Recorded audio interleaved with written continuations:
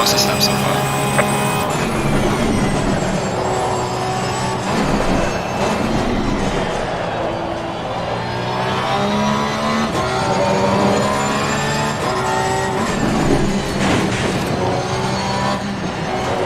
Yellow flag, be careful there.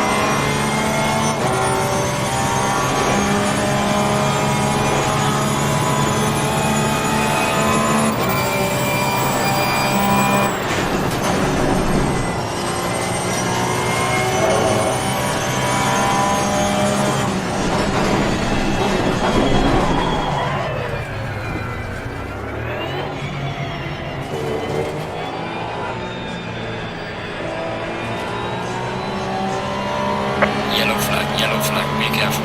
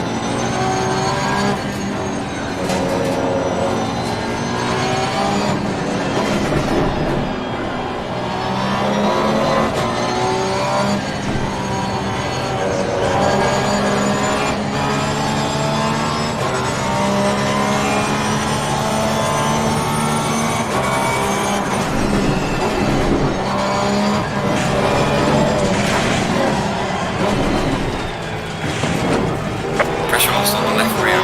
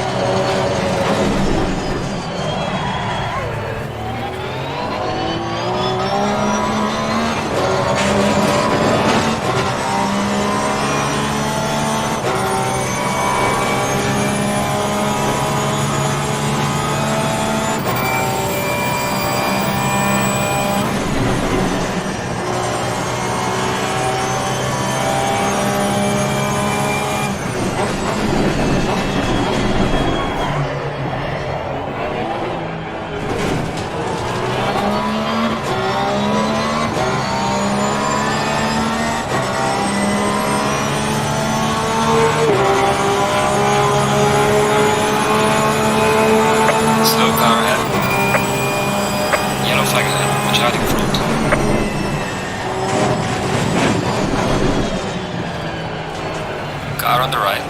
Clear on the right.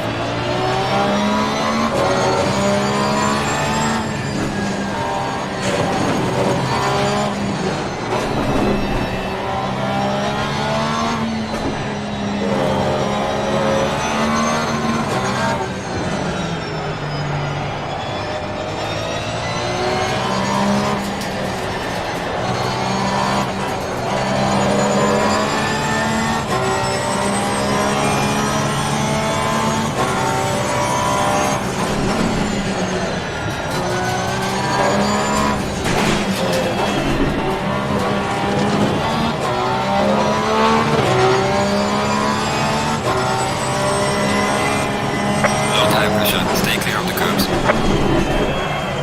Yellow flag in sector 1.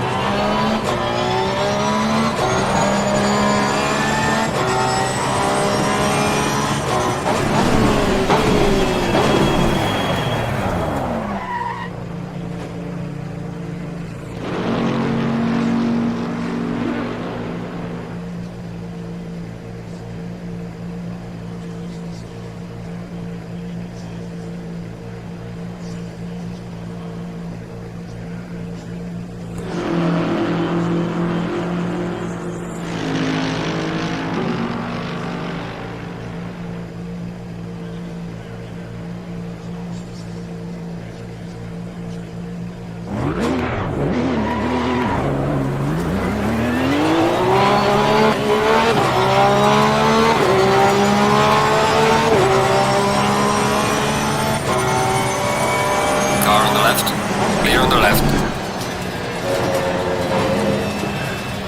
Car on the left. Clear on the left.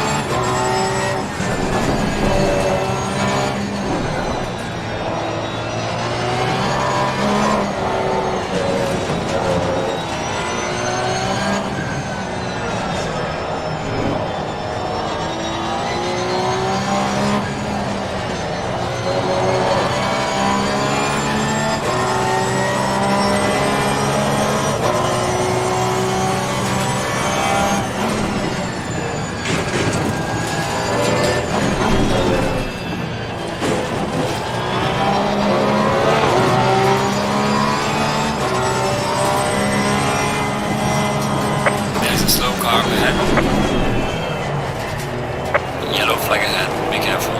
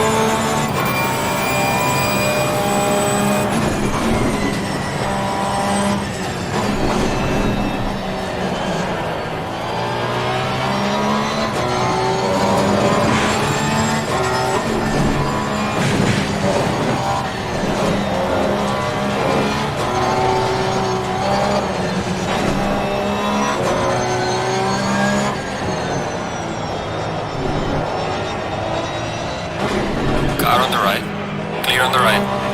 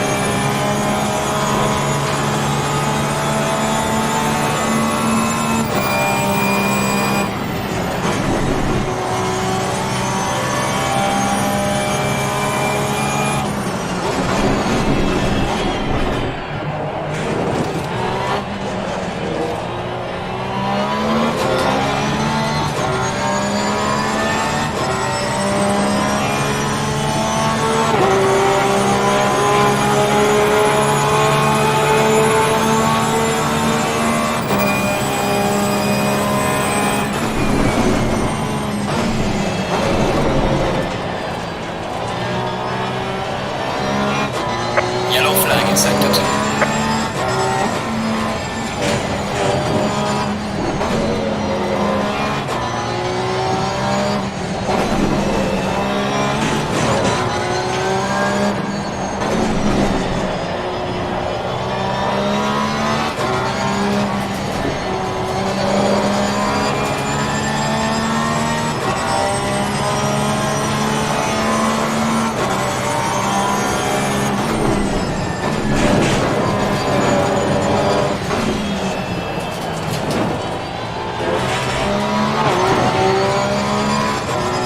Car on the left. Clear on the left.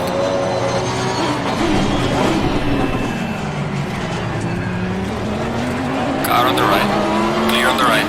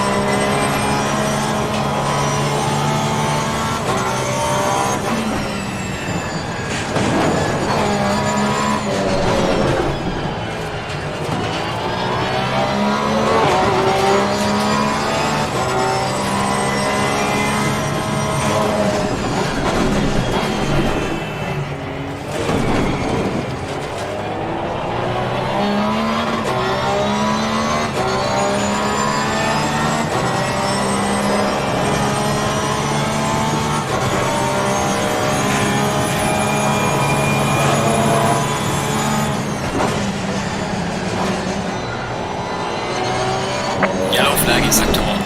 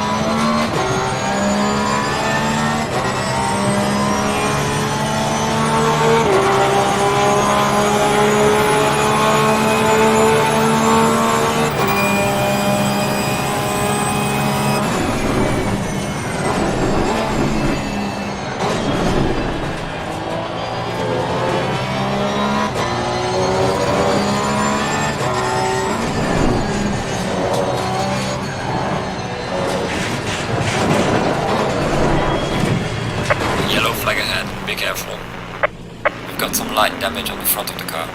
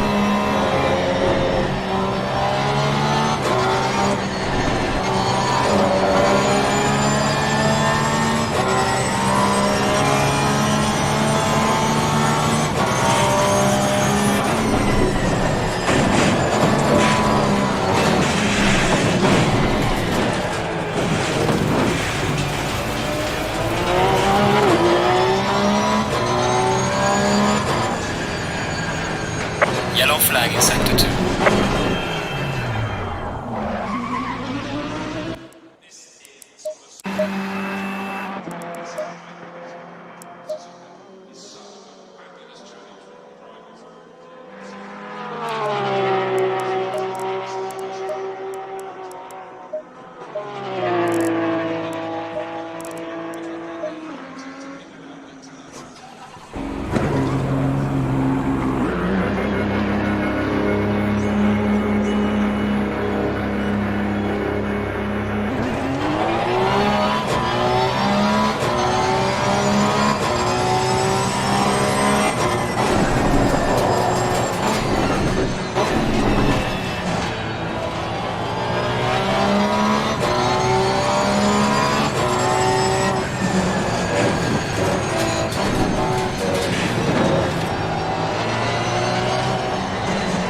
Yellow flag ahead, watch out.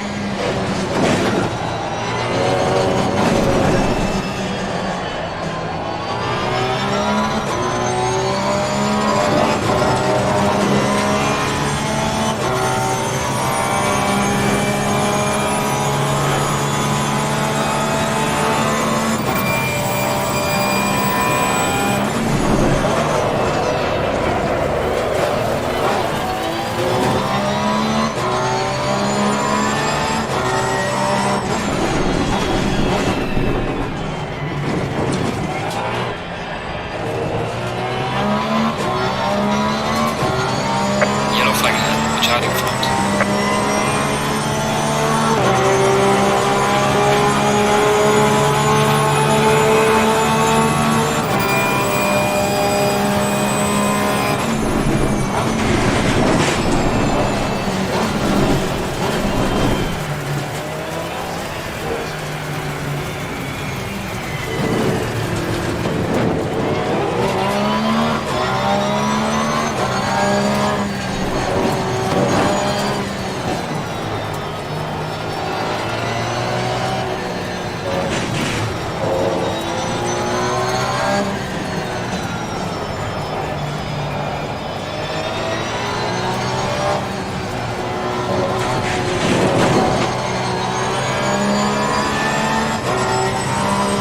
Slow car ahead.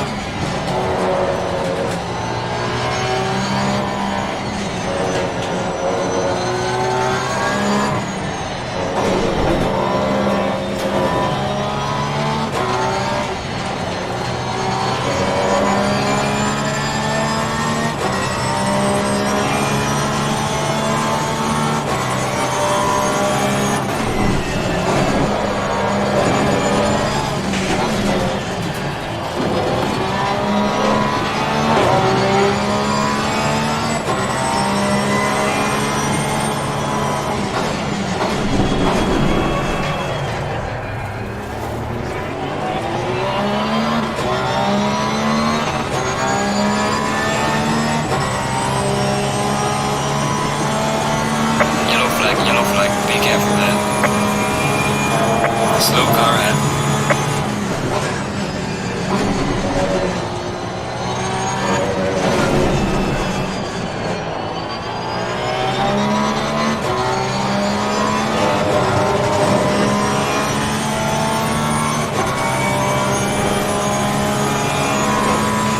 Yellow flag in sector 2.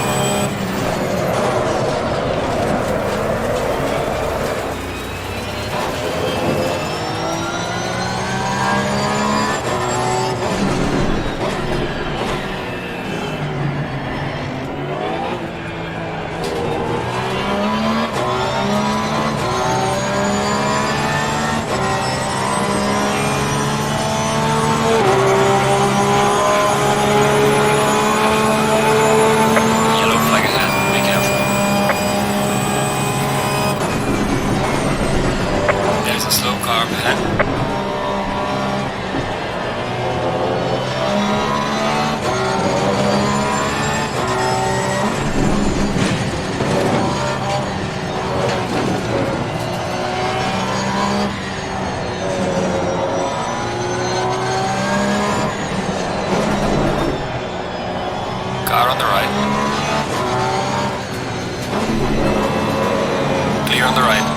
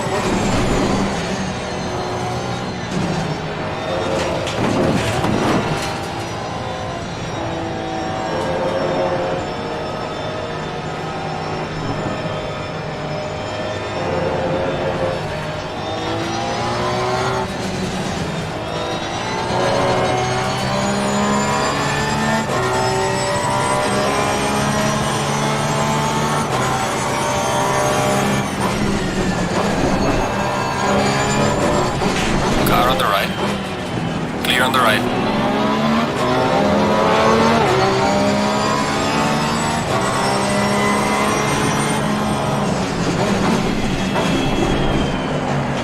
Slow car ahead. Yellow flag ahead, charging front.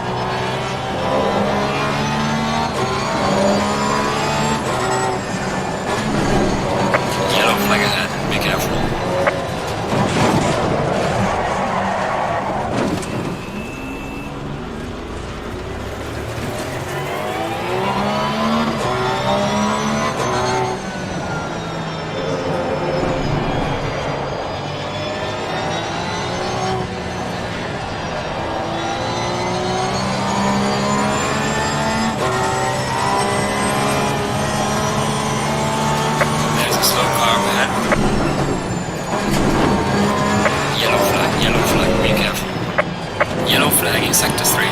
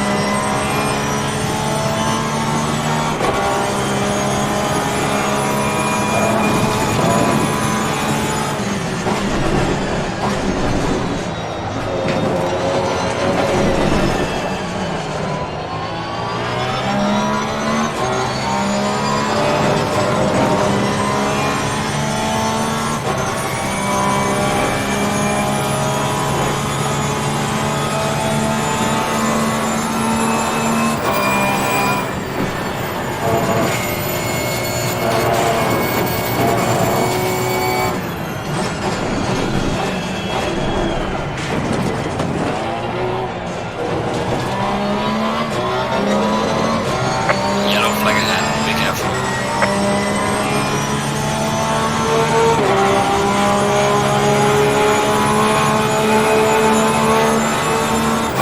Yellow flag ahead, watch out.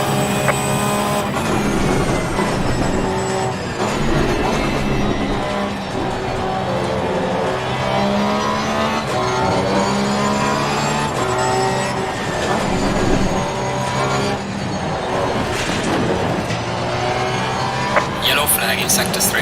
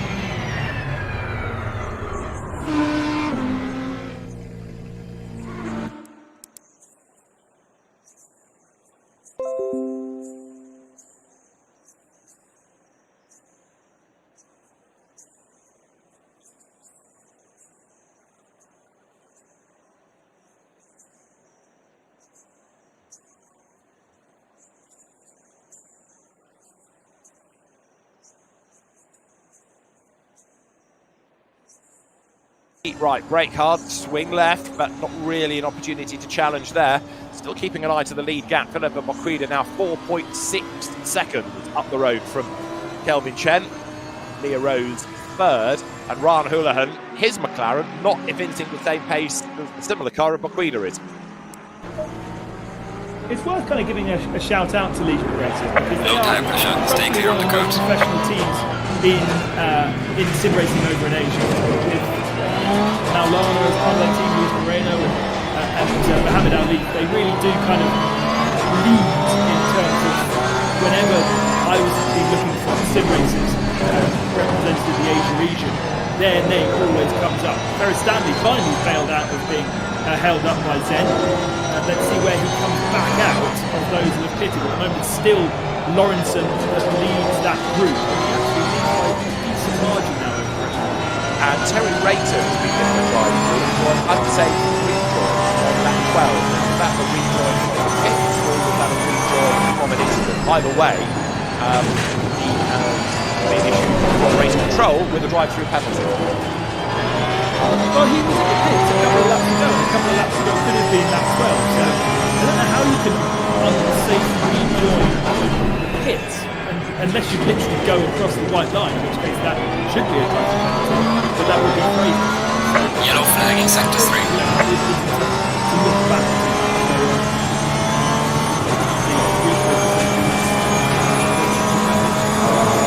either way, it's a bit of a shame actually for Terry Racer because we haven't seen him participating in the last couple of rounds. He was on the good pace at the start of the season. Yeah, he had a couple of seconds out right, and was one of the drivers in the CAM class championship battle. So he can still be up there, followed up with 28 minutes to go towards the business end of this race. 5 seconds margin between Philippa Mokwida and Slow car ahead. getting away with the time. Yellow flag Wonder whether ahead. Leah Rose might not be closing on Kelvin Chen as here. Mohamed Ali starts to inch up onto the back of Kinlong Lee. Look back to Mercedes. Very definitely that Aston Martin is working well around here, and the gap is closing again. Ben down towards the chicane. But if you really are alongside, even if you show a nose and get a bit of an overlap, there's such a danger of the guy in front of you turning in on you that you just have to be so careful. And almost you need your competitor to have a big wobble through 130R to get the extra momentum to get down to the top. There is Kinlong Lee, turns through, looking pretty good up front right now in this contest at least. But while he's having to defend, of course, so his lap time not going to be all that strong, and that means in turn he's losing ground relative to Andika Maulana, who is still yet to serve the regulation slot. Andrew Lawrenson is the best of the swappers. He's up now into 14th place. Is that enough to bring him into the top 3 out the very end? And Lawrenson being good at taking the winner. As right now, Kinlong Lee is being given a real workout by Ali. Rages on, There's a slow car 6th ahead. place overall.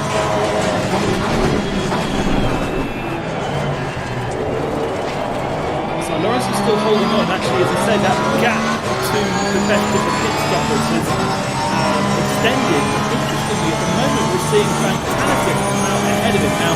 That might just be that the timing screen hasn't yet built up. And Nang side by side for 12th position. Just just up ahead where the Lamborghini may have come out ahead of them. So Yellow flag that would be sector very one. interesting if that is the case.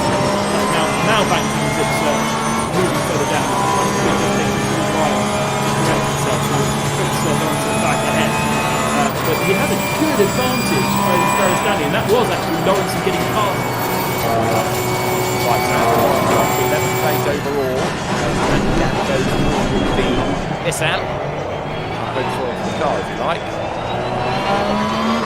Car goes through. As Philip is now in the traffic, so that car direct behind. Yellow flag ahead, be careful. 25 minutes to go. Session is now. What better way to win the championship than to win the race outright?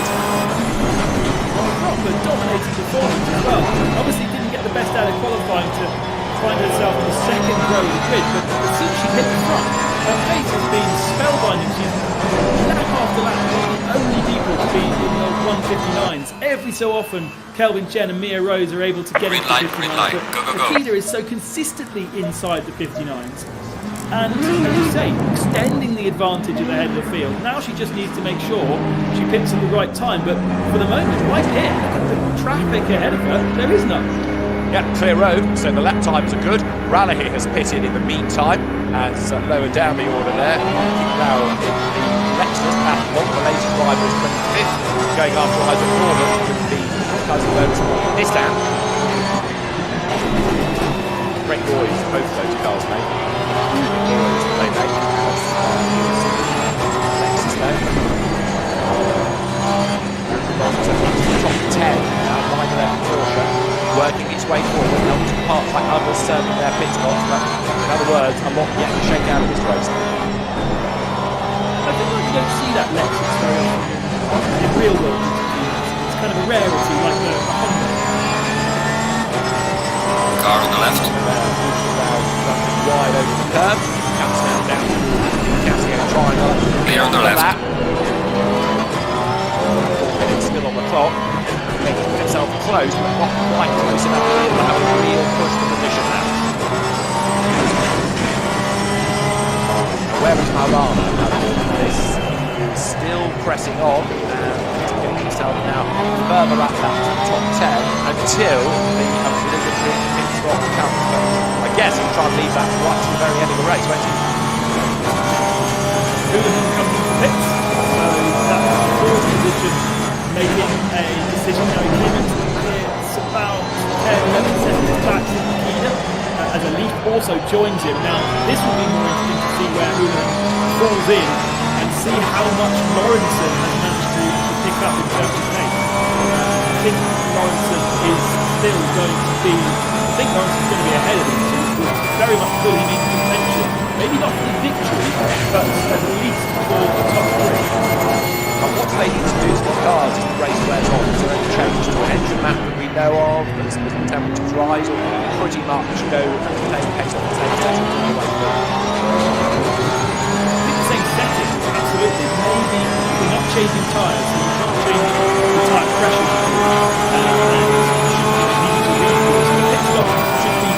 Nothing for most of these drivers. It will be down to the drivers making sure that they keep the tyres within the pressure window, the temperature window they need to, and they've got all the data on their dashboard, so they can do that. Push too hard, pressures and temperatures go up, then you start losing grip, you start sliding, that pushes the temperatures further up. So once you get out of that window, it can be very hard to bring it back. So really, Yellow flag, be careful there. Your own pace, drive through. Car on the left. Maybe this could be a bit of a down. Maybe she's Clear on the left. and the tyres might say no at the end of the race. But for the moment, it's looking very, very impressive. Absolutely right. I mean, that gap perhaps echoes what you're saying about Richard Ferrari. He's going up all the time, nearly in 6 seconds now, over Kelvin Chen. Now, Stanley is one of those that has stopped, so he is third of the stoppers. Dika Maulana is up into 7th place overall now, which is 4th in class. It's the class position really, the vaccination after he serves that regulation stop. And our leaders in, a bit of overheated for McLaren into the pits. Interestingly, the last pitter Ryan Houlihan came out behind Andrew Lawrenson So this could have been a real genius move from Lawrenson to pit very, very early. We need to see where Philip Makeda is coming out on the track in comparison to Lawrenson, because I think it's going to be very, very close for the victory overall. Now, of course, they're in two different classes, so it doesn't matter too much. Makeda's still in pit lane right now. And where is Lawrenson in relation? See there, Lau goes through. Still way down the order, 25th place. There is Philip Makeda back out on the circuit, shown as being in 7th place, the best of the stoppers. Ahead therefore of Andrew Lawrenson. Now let's just confirm that as they get to the next time point. Look in the background. Yes, there's Porsche. So she is ahead. She has kept the race lead on the pit stops. Okay, but what is the gap between Makeda and Lawrenson, and where does it allow others that were behind her to slot in, like Kelvin Chen and Mia Rose? Yellow flag in sector That would 3. be very, very interesting at the next split point. Yellow flag there, watch out. Here, round past the shorter loop. Open split, we'll wait for Lawrenson's time, and the gap to appear on our time screen. That's 7.3 seconds. So I think Kelvin Chen and Mia Rose will come into the pits and get ahead of Lawrenson. Lawrenson would be fourth. And then what about Masira and Lee and Zhang relative to Lawrenson when they got hits? We're then thinking of that pro well situation at the championship for Malala. So although Philip Makeda looks like he's going to dominate the race, there's an awful lot that's going to pan out down in that pro category. Mia Rose up into second place. Yellow flag, be careful Chen, 2 seconds is the margin between the two. And then Masira, Lee, Zhang, Malala, the leading quartet within the pro category, with 20 minutes to go. We're into the last third of the race now. The gap between Mia Rose and Masira at 12 seconds. So for me, Masira, the kick will fall in behind Lawrenson. That's incredibly key, because that means it will be even harder for King Long Lee to get himself into the lead of the pro battle. Lawrenson, for me, has definitely got that one sealed up right now. So once they've hit, I think most of them, I don't think they're only further down. Now Lana has the potential to drop further down, but I'm not sure it's going to be easy for King Long Lee to get himself the victory here with 20 minutes remaining. The other nice thing about the championship is you don't have to worry about drop scores like we did for one of the categories in the European Championship. We've been a fan of them to the point. However, it's been a good, clear fight all the way down. You can do well, you get more points, you win. You're absolutely exactly how it should be. With the championship, I feel good, especially on a drop score. Well done, mate. The fastest laps of the way.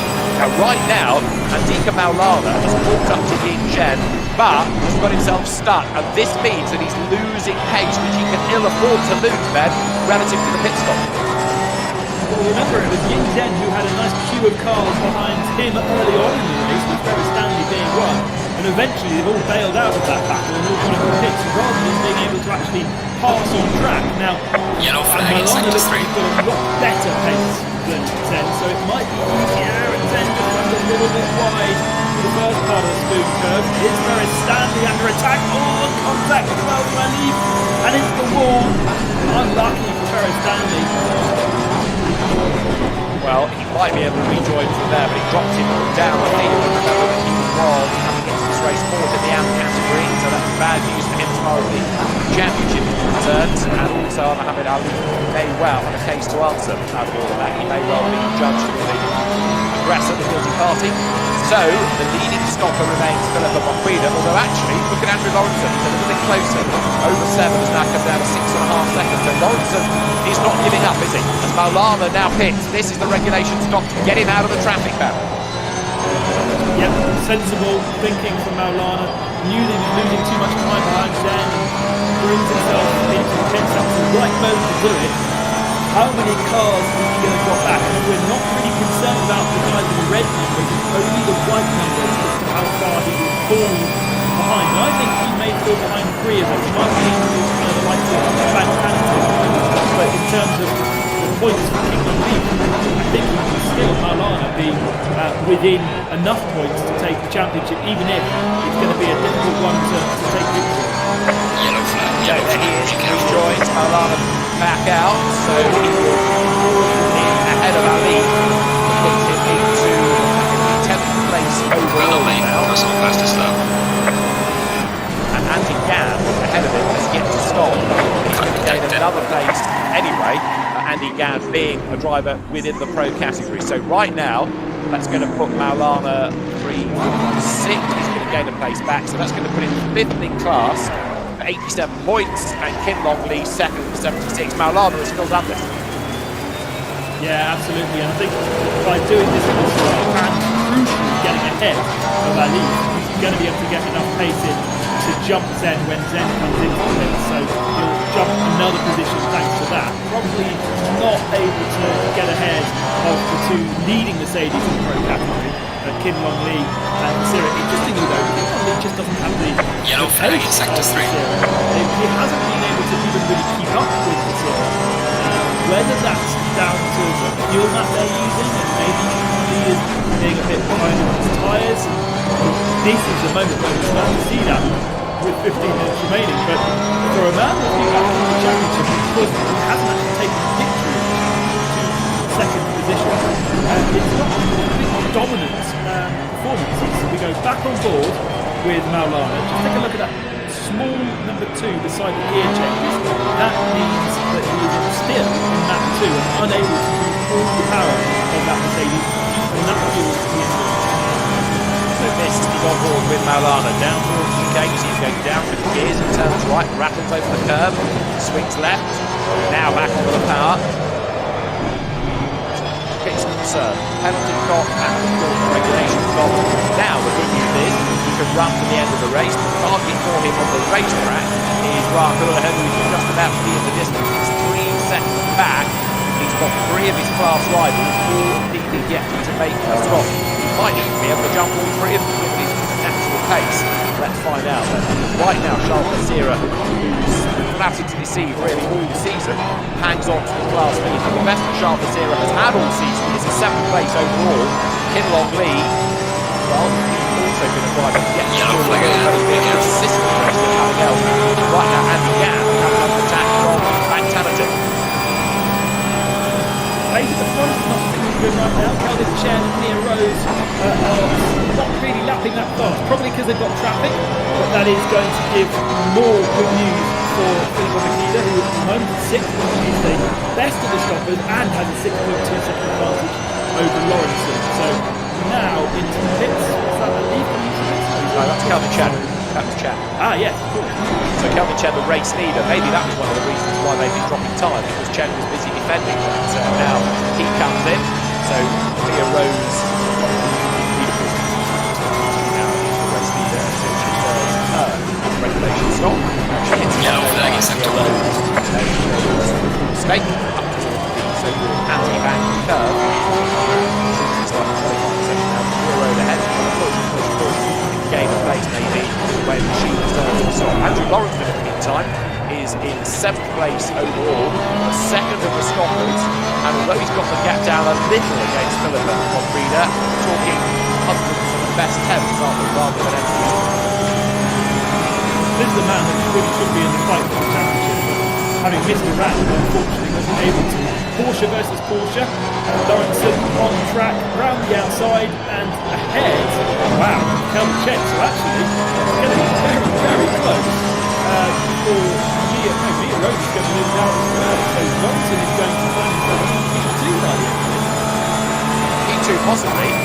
That would be a class win, but if he can stay in 2nd place behind Monfrida, he could be a class win. Ramsey on the grid, he was on the 4th row, on the 2nd row of the grid, so arguably the Porsche doesn't have the pace anyway, because it didn't out-qualify the McLaren in the qualifying period earlier on in the day. So Andrew Lawrenson certainly pushing hard. We are getting another penalty, and it's each other right. I don't think anybody's a huge amount surprised about that. Slow car ahead. Yellow flag ahead. Watch out in front. Right, there is Lapping validated. First time out, drawing attention to himself with the stewards. For next season, he'll have to turn over. So he's got a drive through, running in 10th place at the moment.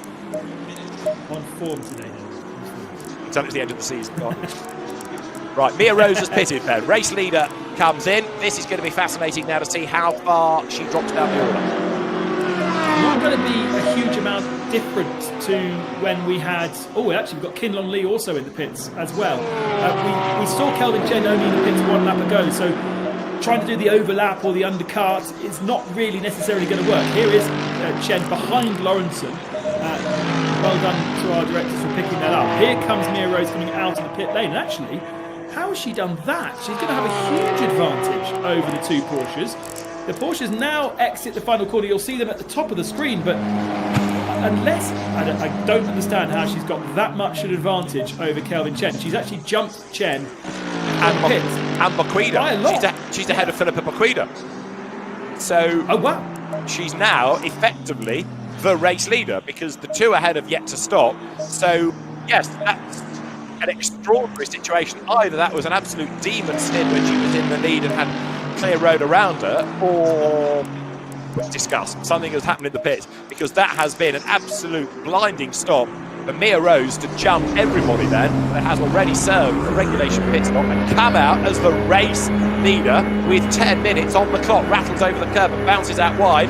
Pressure might tell here, but Mia Rose, the best of the stoppers and also the leader in our unofficial coupe de down into the bargain.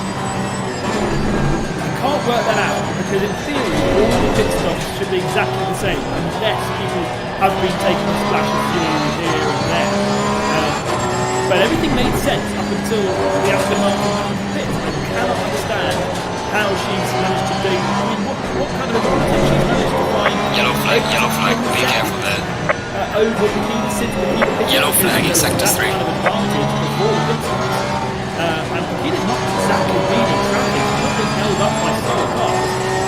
Mia Rose did do a couple of really good laps, but can't work that out. We're going to have to go to somebody more expert in Yellow flag ahead, be careful. Right, I'll leave you to that. I'll just talk about the race. Here. Adika Maulana in the meantime is busy trying to find a way up past Brian Houlihan. Now this is for position, it's for 8th overall. Bearing in mind there's a couple of on the left. yet to stop. Drivers further up the road. Maulana now drags up to the outside of the McLaren, coming towards us then now, heading towards the 130R. He goes round the outside. Maulana gains the place then, gets up into 8th spot overall now. So Adika Maulana certainly not fazed by that earlier penalty given to him after the contact with Carl Peterson. Maybe you could argue that that's not how you should win the championship by being involved in an incident, but he has recovered from that penalty very well indeed. As there, look, Brett Maybury's Porsche clambers all over the back of Bank Tanatip's Lamborghini as they now hit the pit straight once more.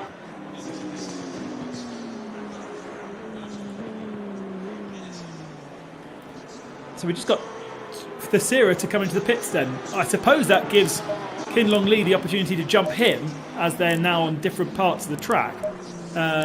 But in terms of the championship, Kinlon Lee still is one car, as in Lawrenson, away from taking the victory, and Maulana is only 1.2 seconds behind him.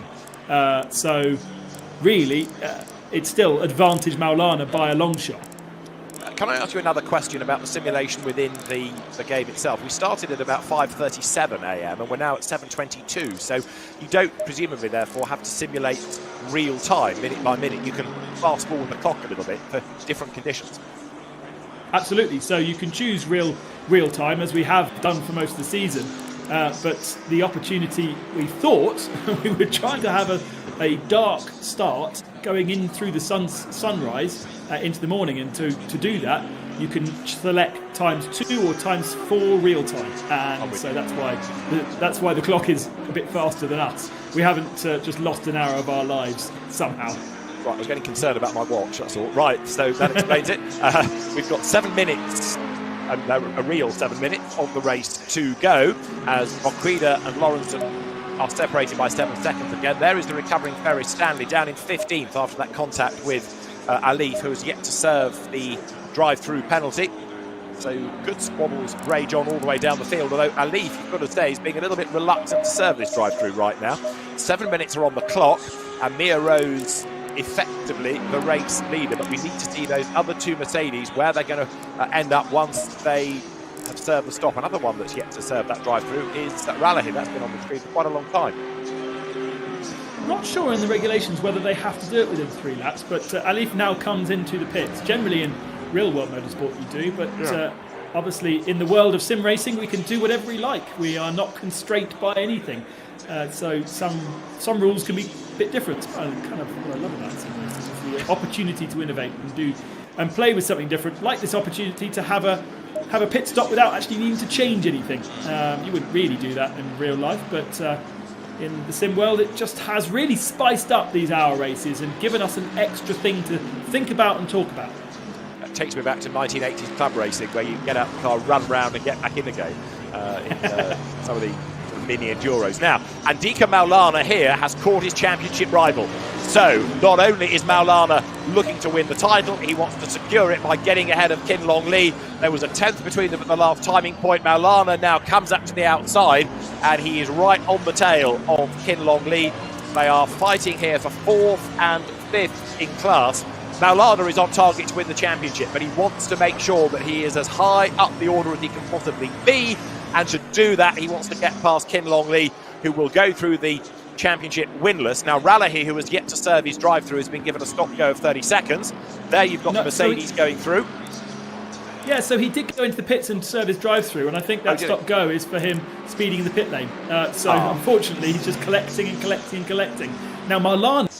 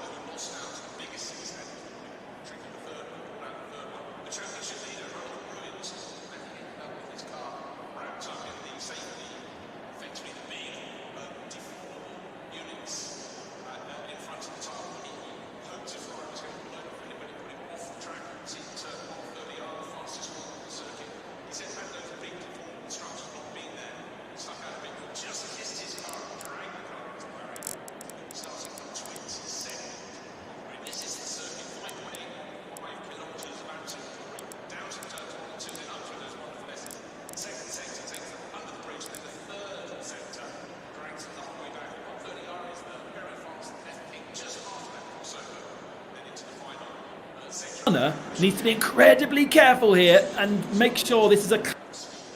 But look at Maulana now into map 1, so he's saved enough fuel and he's now properly in attack mode, but he has to make sure this pass is a clean one.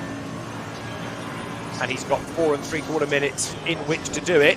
He doesn't need to do it. There's an element here of Maulana needing to pick his battles, but the racer in him, double winner this year, the only driver to win twice within Pro, wants to find a way by. In the AM competition, we've had a different winner every time out. That's set to change here because Mia Rose leads Philippa Baquida. Both have been winners. Kelvin Chen third has yet to be an AM winner. But as far as Pro is concerned, you've got Charles Vessera leading the race outright, but yet to stop. And he's running out of time with only 4 minutes on the clock. And Maulana now is all over Kin Long Lee like a rash. I think he should be more sensible. Oh, he's gone back down to map 2 again. That's interesting. So he's kind of using his map settings as like an overtake button. So he's switching it to map 1 when he needs that extra punch and power, and then switching back to map 2 when he doesn't feel like, especially through the first sector of the lap. There we go, back to map 1 to give him a little bit more punch down towards Spoon where you could slot it up the inside, but he chooses against it. Where he can't overtake, he's switching back to map 2. So it does mean that he may still be marginal on fuel. And these Mercedes, I think we saw last time out, somebody cruising around to the flag because he'd run out of fuel. That's right. Yes, I was thinking about, as you were describing the engine map, like a push to pass, but he had no push to pass against Carl Peterson. So I'll rephrase that. You're right, it is like a sort of boost element. So comes up now out of 130R down to the Casio triangle, brake late. There is a gap on the inside, but he doesn't go for it there. Right, left, the right Sierra's again. in the pits, and Maulana was running. Sorry, not Maulana. King Long Lee was running with the Sierra before the pits. So let's see if the Sierra comes back out. Where is he? There he is. There he is. I Ian think James in as well. yeah, Thesira's going to lose out to the two Mercedes and Ryan Houlihan as well in the McLaren. So that's not worked out. Once again, Thesira's race unravels at the end. Yeah, again, absolutely right. He flatters to deceive, so that's going to put him into 8th place.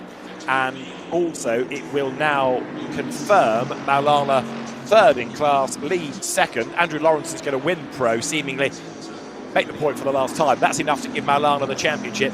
So now, why go for it? You're not going to be able to win the race. You're not going to be able to win the class. You've done what you need to do, Andika. Sit tight, bang the point, win the championship. Don't make a mess of this. I mean, even if he did and gets another drive-through penalty or spins out, and even if he retires out of the race, King Long Lee still needs to win.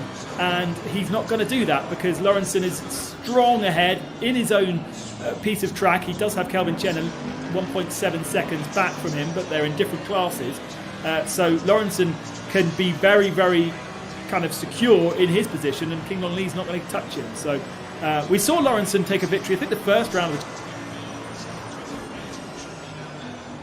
Laguna, I think it was, that Andrew Lawrenson won. It was Carl Peterson that won at Monza with Joseph de Jesus, who we've not really seen since winning the Pro class, but he finished 3rd in the race. That was the real surprise, that the AMs came on strong so late. But we've got a minute and change on the clock, and Andika Maulana it is then, on his toes again, trying to find a way up alongside Kin Long Lee. Does not need to be doing it, but he wants to show the racer instinct in him, if it were in any doubt. Mia Rose, in the meantime, is still on target to win outright as they're up the escape road. Goes rather his Audi. That's one way of getting out of the way of the quicker cars, isn't it?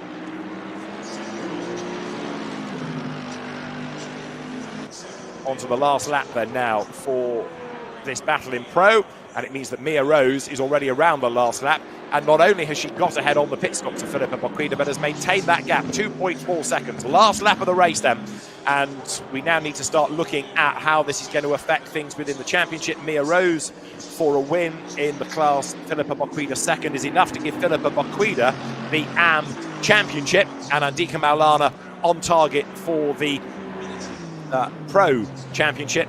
There is Mia Rose, but a really impressive job done, and so much of the win here was down to the pit stop.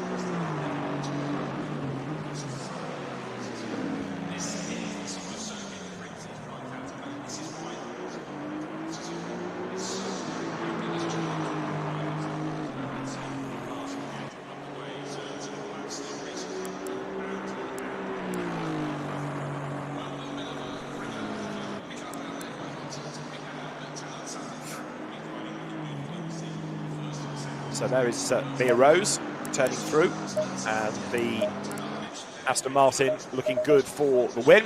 So female drivers 1st and 2nd. There's always been a good history of quick, competitive female racers within GT racing, the likes of Lillian Brenner that won the Spa 24 Hours, Claudia Hertke, very, very competitive GT racer. And we have the Coupe des Dames, unofficially heading the way of Mia Rose, but it is going to be a race win for Mia Rose and a championship win for Philippa Bocquida then in this final round of the TCL GT World Challenge Asia Esports Championship presented by Tarmac Works. Mia Rose wins at Suzuka. Philippa Bocquida wins the championship within AM, and Andika Maulana is going to finish in 6th place overall, but that will be enough to give Maulana the Pro Championship. He's going to have one last roll of the dice to try to get up alongside Kin Long Lee to make the pass as they come towards the line. He's not going to be able to do it, but that is enough for Andika Maulana to take the Pro category within the championship at the end of another fascinating hour. Andika Maulana then it is who comes through to score the victory and to win the championship, but of course the Pro class in the race won by Andrew Lawrenson after that very early pit stop. So a great job done. Mia Rose, the race winner. Philippa Bocquida 2nd. Andrew Lawrenson 3rd. Andrew Lawrenson wins Pro in the race. And Philippa Bocquida and Andika Maulana are new champions.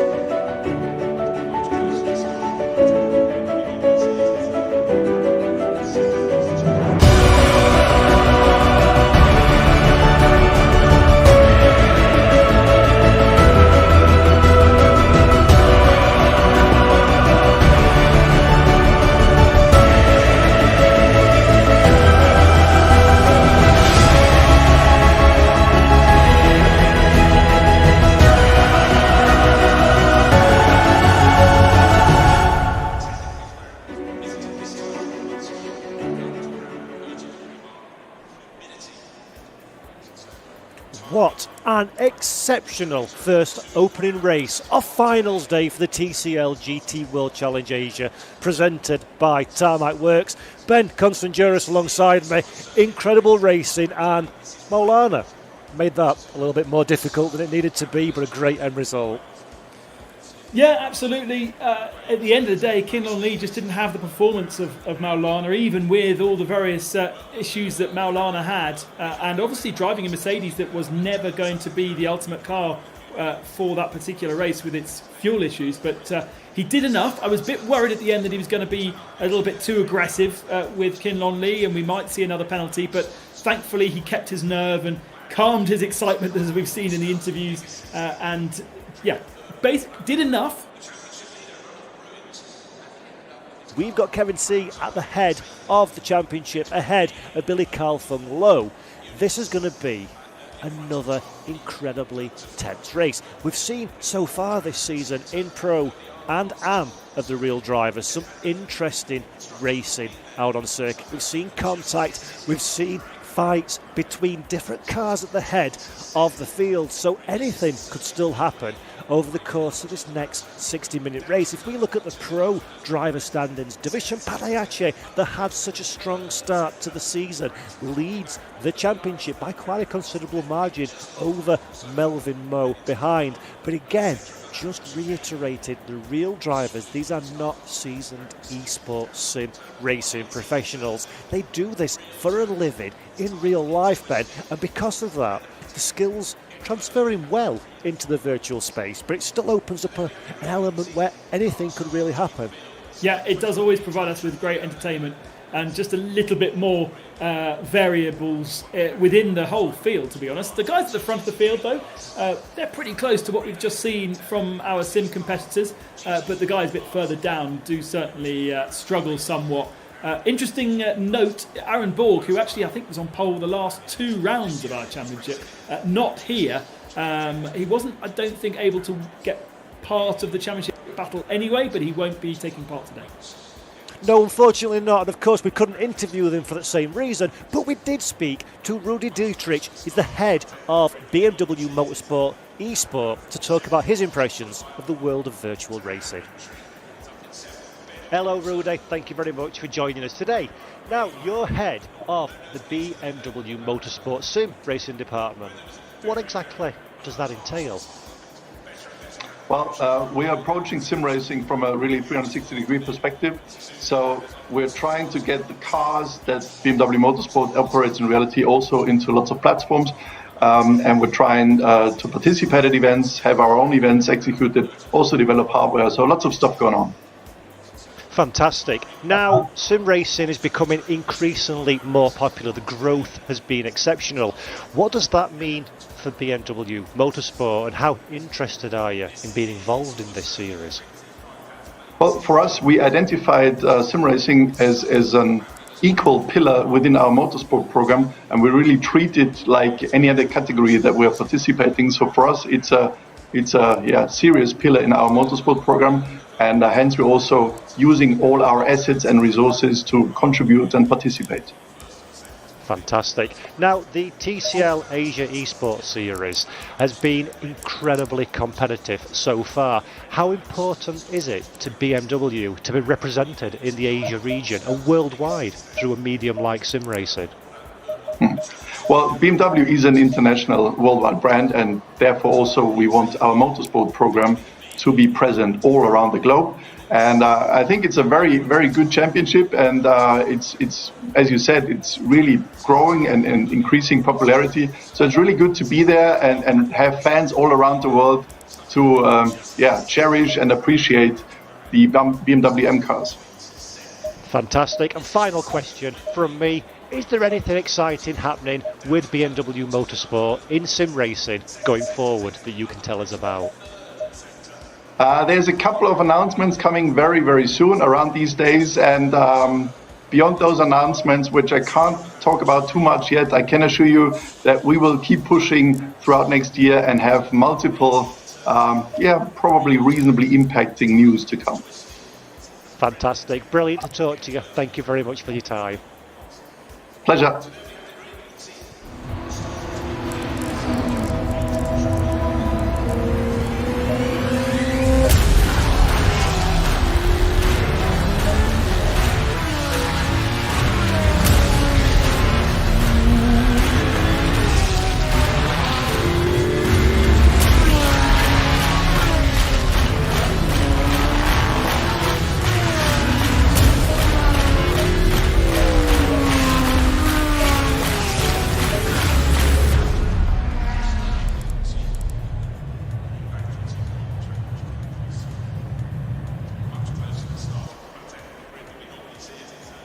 And Ben, it is absolutely fantastic to see such a prestigious brand like BMW so heavily invested in the world of sim racing and esports from a hardware and a team perspective as well, isn't it?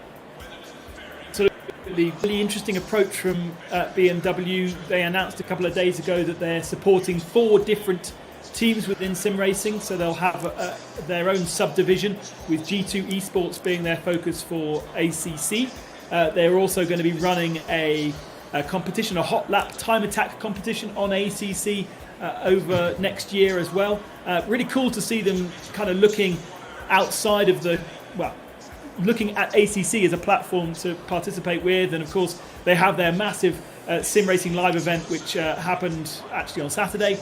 And they'll continue to push that and push that further. And really, if you look outside of BMW, I don't feel like there's very many other manufacturers that have the same level of presence. A department of 4 or 5 different people simply working in BMW Motorsport on sim racing. It's really interesting.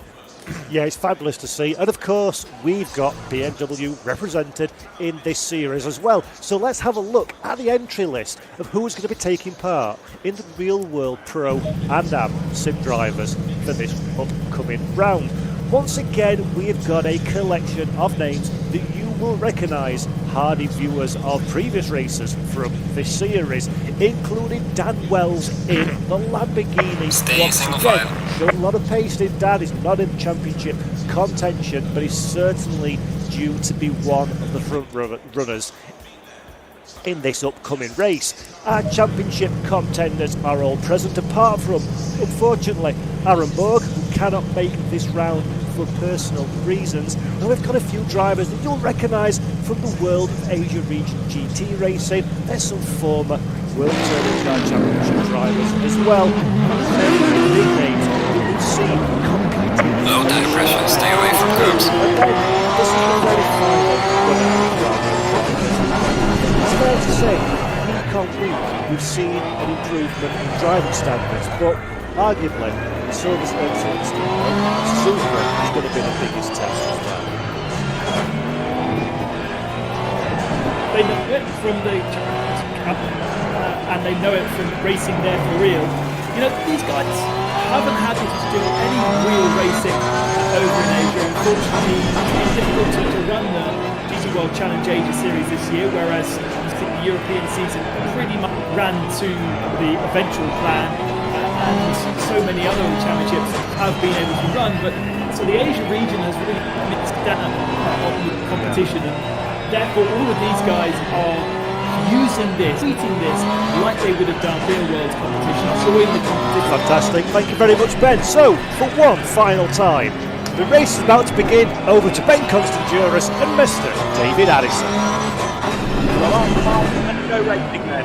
Cars work their way around the rolling lap here with Dan Wells starting on pole position, Melvin Mode second, Dinesh Padiachi third on the grid, Kevin Say fifth, and his championship rival Billy Lowe 22nd. So Kevin Say has got very much the advantage as far as the Am fight is concerned. It's relatively straightforward this. 2 can win in either of the 2 classes, but Dan Wells is going to be the spoiler in the pack, a little bit like we saw last time out at Spa. Dan not really in for the championship, but he can take points away, Ben Constantiouris, from those that are fighting for the crown. Yeah, Dan was on pole for the Charity Cup race back in August and eventually didn't manage to get a result from that race. But on pole position, so he didn't manage to get a result. He really needs to get a result in this one. He's very well known for his sim racing company and skills, so this is the time to show. Absolutely so, as the cars then now make the run ready for this rolling start up towards the timing line, up towards the lights. Now we've got a race in isolation. This is always one of the fascinations at the end of the championship season. We've got the race to look at, we've also got the championship fight going on around. And there is number 7, Melvin Moe, who comes into this 7-point back from the man right with him on the grid, Dinesh Padiachi. So Melvin Moe's got to go for the win, yes, but he also needs quite a few people that past Padiachi, who was the driver that scored the wins in the first 2 races here. Melvin Moe won at Silverstone.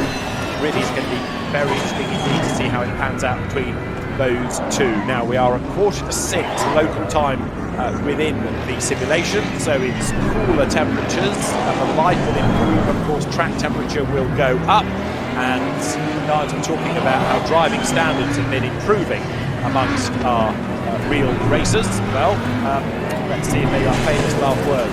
Quite often, the first lap of the race has been a bit leery, and the man that seems to have for time and time again is Evan Chen.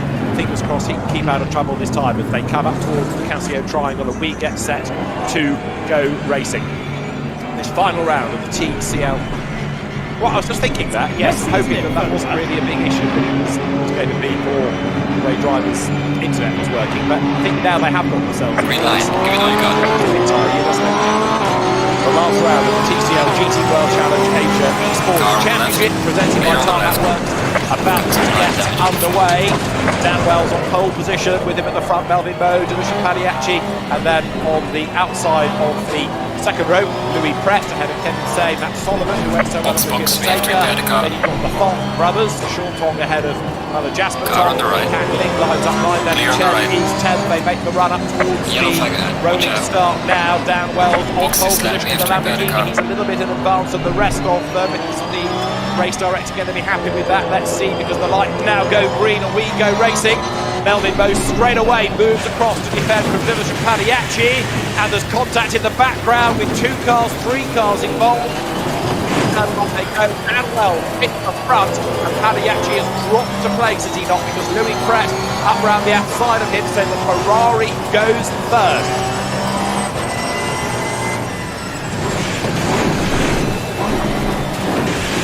See Louis Brett's last couple of races, the European break, getting his head down now. And Dan Wells leads the pack with more drama as well. Box, we have to repair the car. Towards the straight for the first time, so they got on the first corner, okay? Car on the right. Clear on the right. Up as they're going through is Melvin Moe. Now the Box is left, we have to repair the car. They are shown to be a long way down the field. They are, of course, 1 and 2.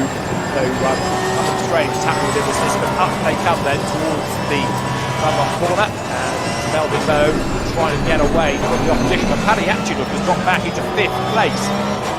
So ignored Nan Lin. I think it was him hitting the wall from the fuse line. So Delusion Padiachi is 5th. That means he's dropped places. Now Matt Solomon is one of the Yellow flag in sector 3. Your points in your class, and even though Padiachi has lost the place to Solomon, that doesn't affect his point pool. What it does mean, though, is that he's not close enough to the pro category to fight for position right now. Louis Pratt hauled up towards the 130-yard corner. Dan Wells leads the way right now with second place. Melvin Moe there up on the inside goes Solomon, and that oh so nearly forces Louis Prett wide and off the racetrack. Solomon tries to come up to the outside line now, look as they drop down towards the chicane. And Matt Solomon then, the former karter, former 3 racer, China GT star, up behind European Ferrari champion Louis Prett as they come to the line, but Dan Wells leads the way at the end of the opening lap of the race. Padiachi needs to be super careful about those 2 fighting each other. Where has Padiachi gone? He's falling further and further down the field. Is he in the pits? Or has he made an error? We're waiting for the timing screens, but something up with Padiachi there. Well, yeah, he made an error. Yeah, he ran wide at the first corner. His internet's not good again, and it was the internet that spat him out last time, was it not? Have a look at the little yellow graphic. That's already on lap 2 of the race, looking pretty unstable, and it was a disconnect that was his retirement in the last round. So I wonder whether Padiachi is struggling in that respect as well. But you're right, he's been losing place after place on the opening lap. Yeah, he was tucked right behind that battle between Solomon and Prett, and I wonder whether he got caught out, because I was saying he needs to be careful not to get caught out by them because they were squabbling so hard. But unfortunately, he then didn't reappear in the next camera shot and has dropped down to 8th position. So there he is, the black machine, and you've got another 3 cars squabbling ahead of him. This is this problem that we've been talking about all championship, about trying to keep out of trouble or bank points, you think, well, I'll just avoid a battle here and not go off, and then suddenly you've got 2 and 3 places. You're in this really nervous state of racing. So now Dusan Padiachi needs to regroup and he needs to focus on the job in hand. So he's running 8, which is 6th in the class, and that would mean that he would lose the championship to Melvin Moe by 3 points as things stand. So you've got to get a wriggle on here and fly back at least a couple of places. Let's go, go, go, go. Plenty of time left though, only 5 minutes into this race. I think Dan Wells for the moment has control of this one, and Melvin Moe in his position of the championship needs to be careful not to get involved too much with Dan Wells, and can let him scamper off into the distance. Doesn't necessarily need that win, although Moe comes into the championship 7 points behind, so he is the man with the pressure, I suppose, more than Padiachi. It's going where to hold and where to fold, isn't it? Now there, 999 is Billy Lowe, and he has got to get on with this because he is currently running 3rd in class, but he's a long way down the order, 14th, whereas his championship rival, Kevin Say, is 5th. So Lowe has got a huge amount of traffic to have to work its way past.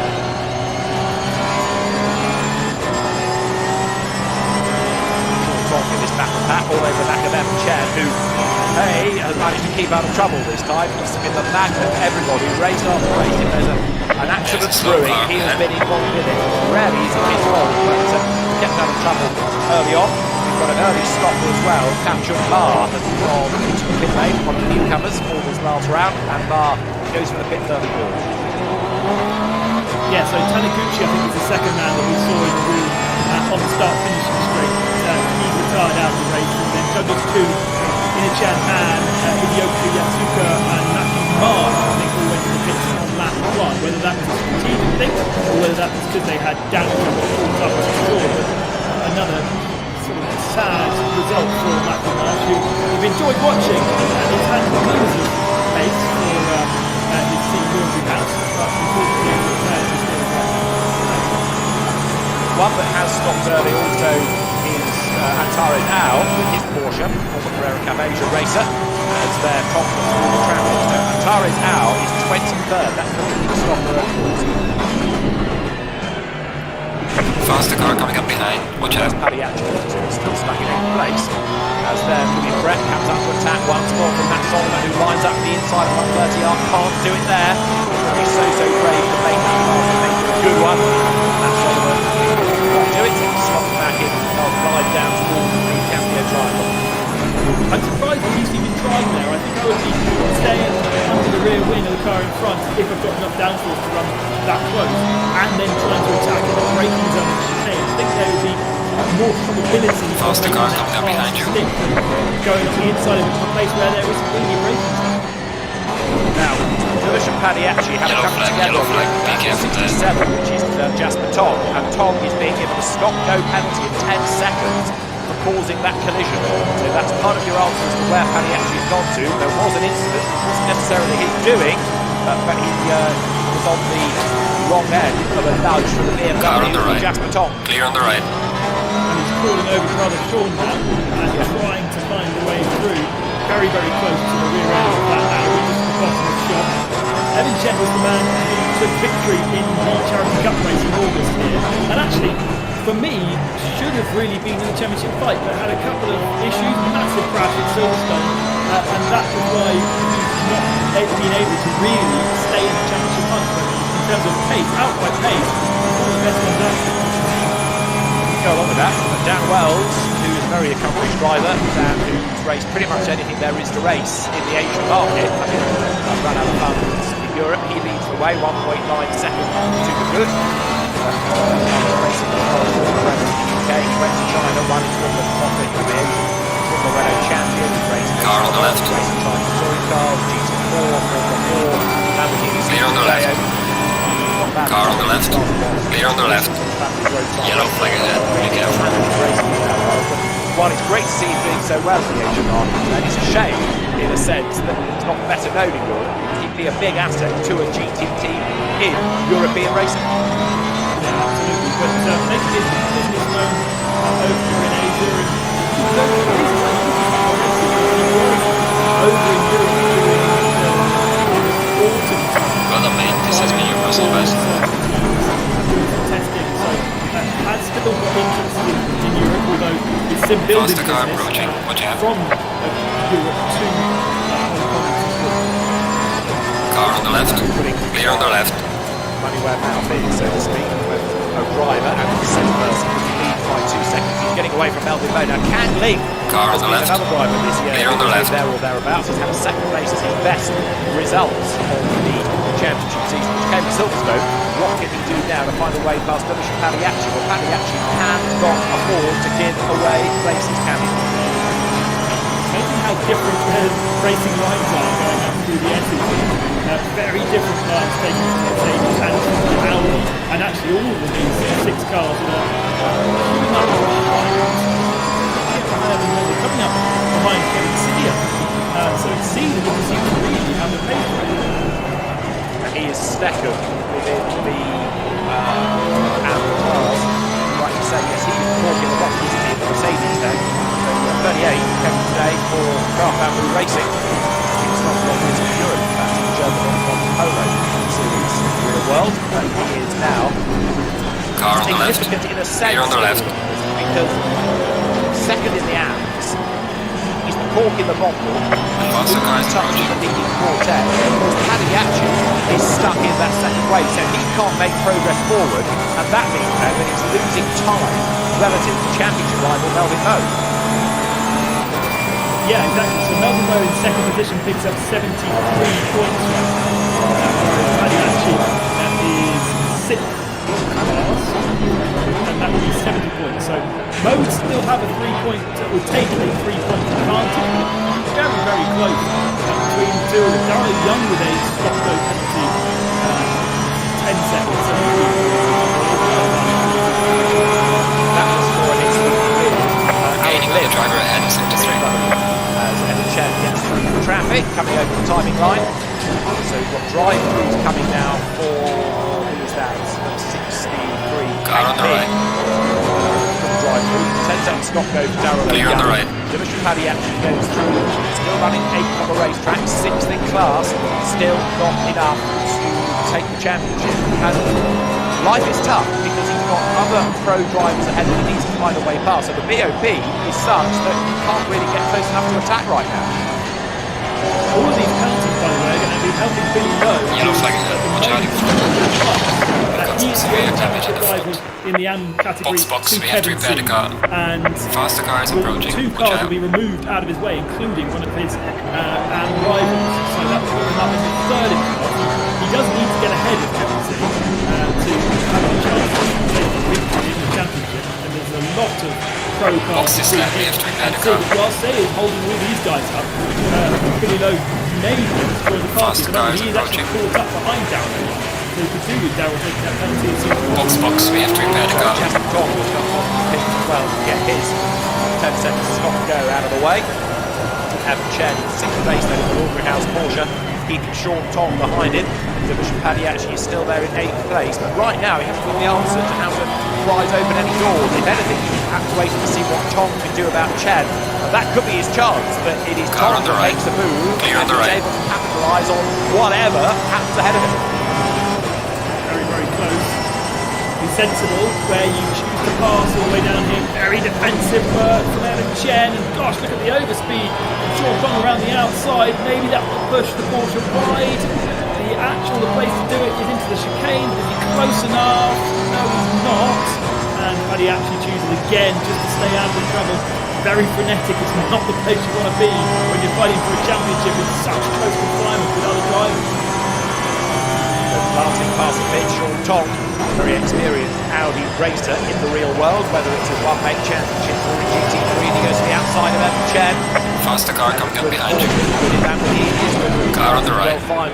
Box is left, we have to repair the car. Clear on the right. And comes then now onto the power, into the snake. Division Pagliacci is all over the back. Yellow flag in sector Tom 1. looking for a way past Chen. Dan Wells is getting away up front. Melvin Moe, as Ben suggested early on, may well be happy to just let him go because he's on target to take a championship if things stay as they are. Trouble is, Pagliacci can gain ground. Melvin Moe can't. if he needs to gain more points, because Dan Wells is quicker and he's getting away. So Melvin Moe is a bit stuck in a sense.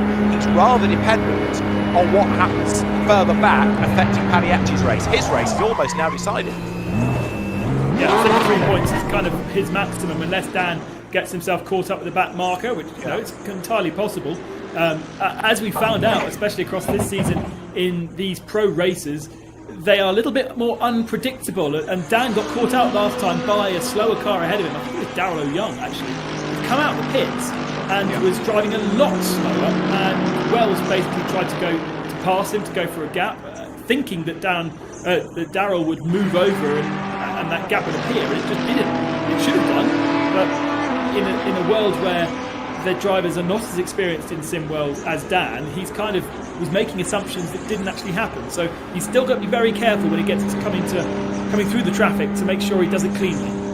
Yeah, he got a penalty, didn't he, for that incident, which was one of the reasons that the race win was not his. He was second to Aaron Borg, with Kang Ling third last time out, but Dan Wells already over the timing line. And that's Pagliacci off the road, and he's going to lose a place to Kang Ling. That's even worse for him as far as the championship is concerned. And now he goes for the pit lane back.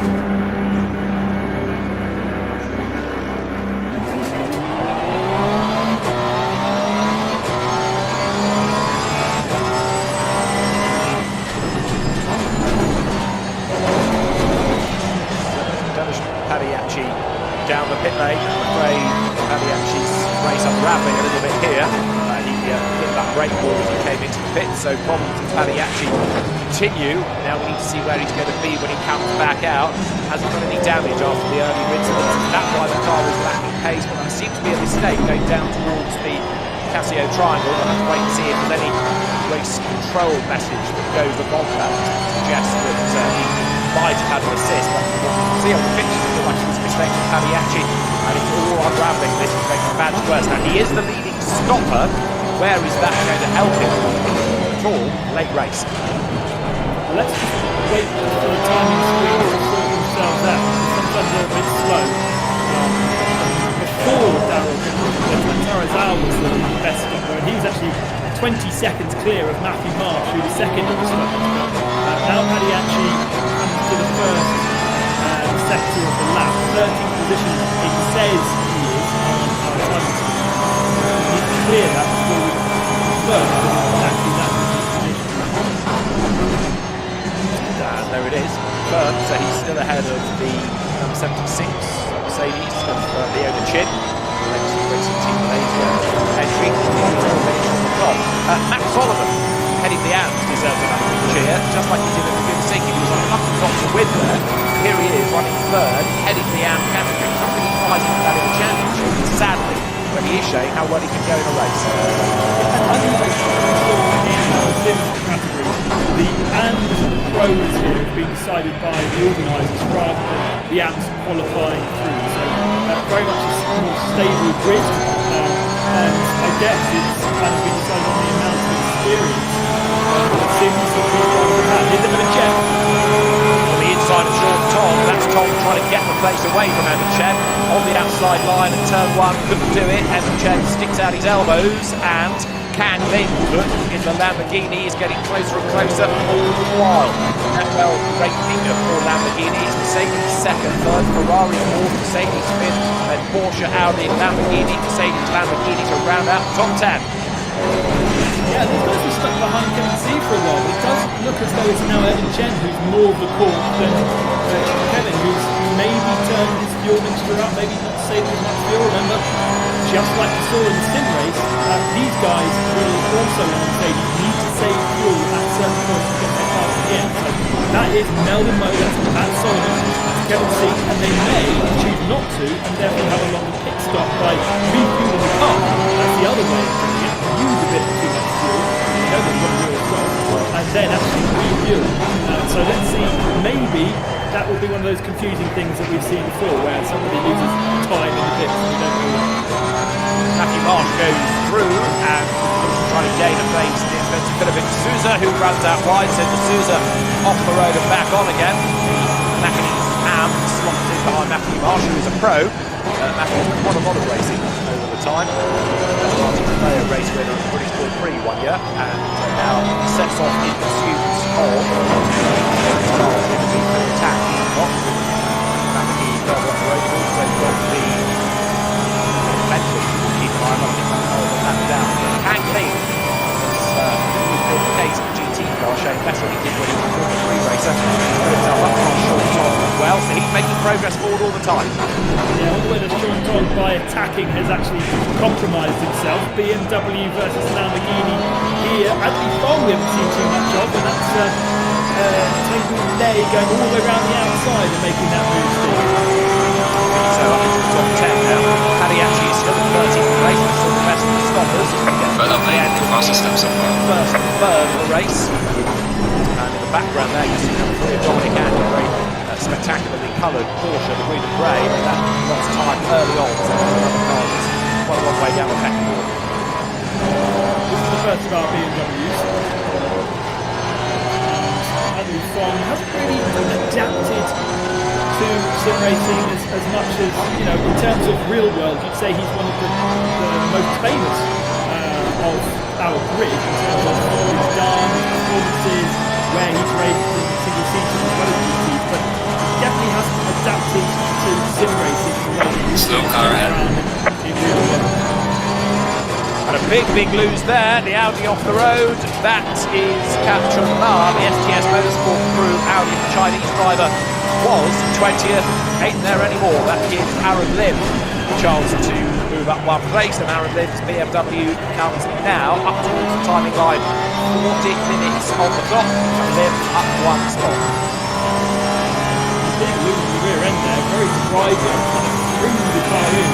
Obviously it didn't stick, and back end came around, but of course all these GT3 cars with traction control and ABS brakes, and they were able to play around with the amount of reach that they utilise. Faster car behind you. Are designed for traction control and ABS, and therefore if you do turn them off, and it's like completely be a bit of a handful. The pro drivers in the real world will turn them down to little as possible without turning them completely off. Dan Wells probably doing that in this car. That car under the banner of Michael Motorsport. Car on the right. Very Clear on the right. Lamborghini Timbukeo teams and team GT series. So Dan Wells is up front and having to start now thinking about the traffic that he delayed early on. But he's absolutely scored away from Belgium, hasn't he? Can he actually still Gaining on the car in sector 1. overall? Not making progress. That's 10th in class. Well, not on the cusp of top scoring. He's got back in the third. Really love these internal reviews, give you a great sense of what the real drivers would see, what the virtual drivers are seeing as well. They should be sitting a bit further back in sims, depending on what kind of screens they've got. So some drivers with virtual reality headsets, so they're able to turn their head around the cockpit and really look to the left-hand side of screens and right-hand side of screens in a way that you can't do if you've got a single screen or triple screen being 3 different screens, 2 to give you the side view and 1 to give you the front view, or as being developed by various manufacturers now, kind of a bending wraparound screen or one single screen that they're curved.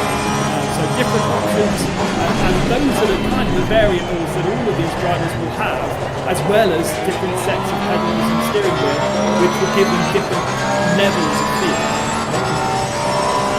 So they will learn the strength of sim racing and some practical experience on their tracks to become very important way of their racing within the Asian market this year. It's a great championship and really showcase what sim racing is all about. There is the first stop for the outside out. He is 50, no longer the best of the stop. He's all about high position and the action.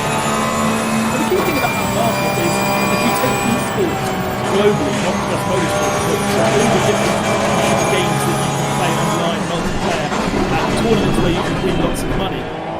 Asia is number one, the capital of gaming and esports in the whole world. Not big competitions in America, but actually a lot of the players that play in the will come from the Asian market. So esports are being represented over there as well in terms of sim racing. Very, very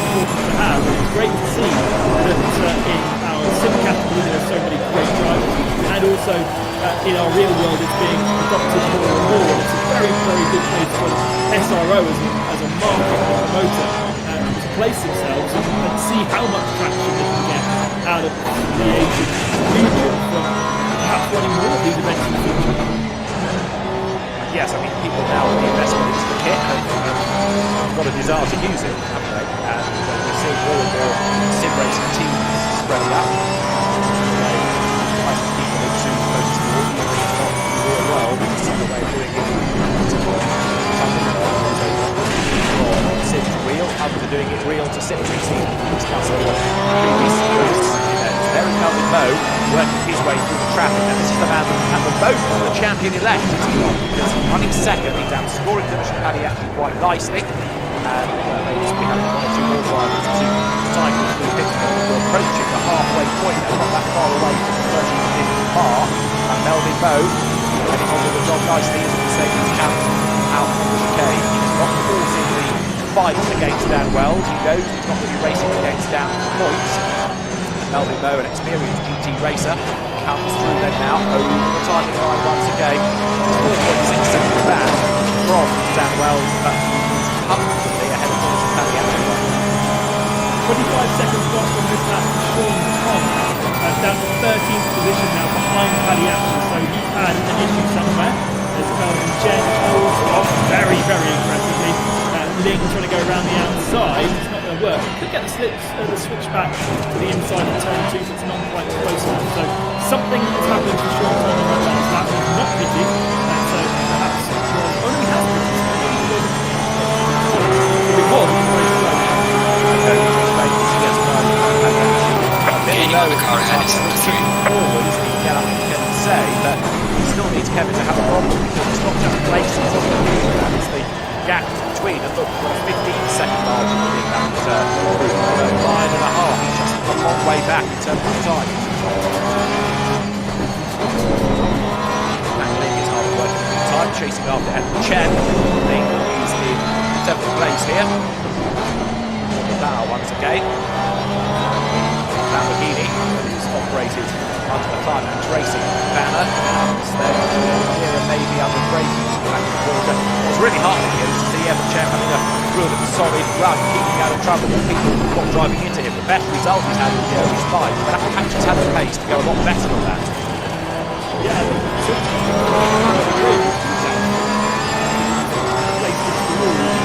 didn't get the temperature of the tyres. The rear end of the Porsche just fractionally there, catches the slide. Great to see how the cars are represented by moving around on the road. It's one of the big things, it's kind of real versus virtual. And it has given Cantley a great slipstream. I have a feeling that that Porsche has got very little straight line speed. He might have set it up for the corners here, and therefore he's got good traction throughout the corners, and there's a great slip. But in terms of the straight, it does feel like a little slip up. He's good out of the slow corner there. So we've got decent acceleration. The back of the car sits down, so the weight over the rear. Accelerates there, but Ling's car is good, of course, on the aero. Look, it's almost dwarfed by that rather more bulbous shape of the Porsche. And so Cantling's aero-friendly Lamborghini lines up to have a go on the outside line into turn 1. This is brave, brave stuff, and he won't do it there. Evan Chen hangs on to the brakes, but you saw how quick in the straight line the Lamborghini was, but Cantling picks his battle, slots back in, and will have another go. I think basically Evan Chen was second car in the 4th week, so he's relatively stable to the FM really went Well, the way personal fastest now. and overheating rear tyres. So he's got lots and lots of mechanical downforce through these first couple laps, but then that was really compromising his speed down the long straights and allowing this Lamborghini, that obviously is the slipperiest of the lot, to get so much closer, even if the Lamborghini perhaps is a little bit sketchy because of its low downforce setup in the bigger braking zones.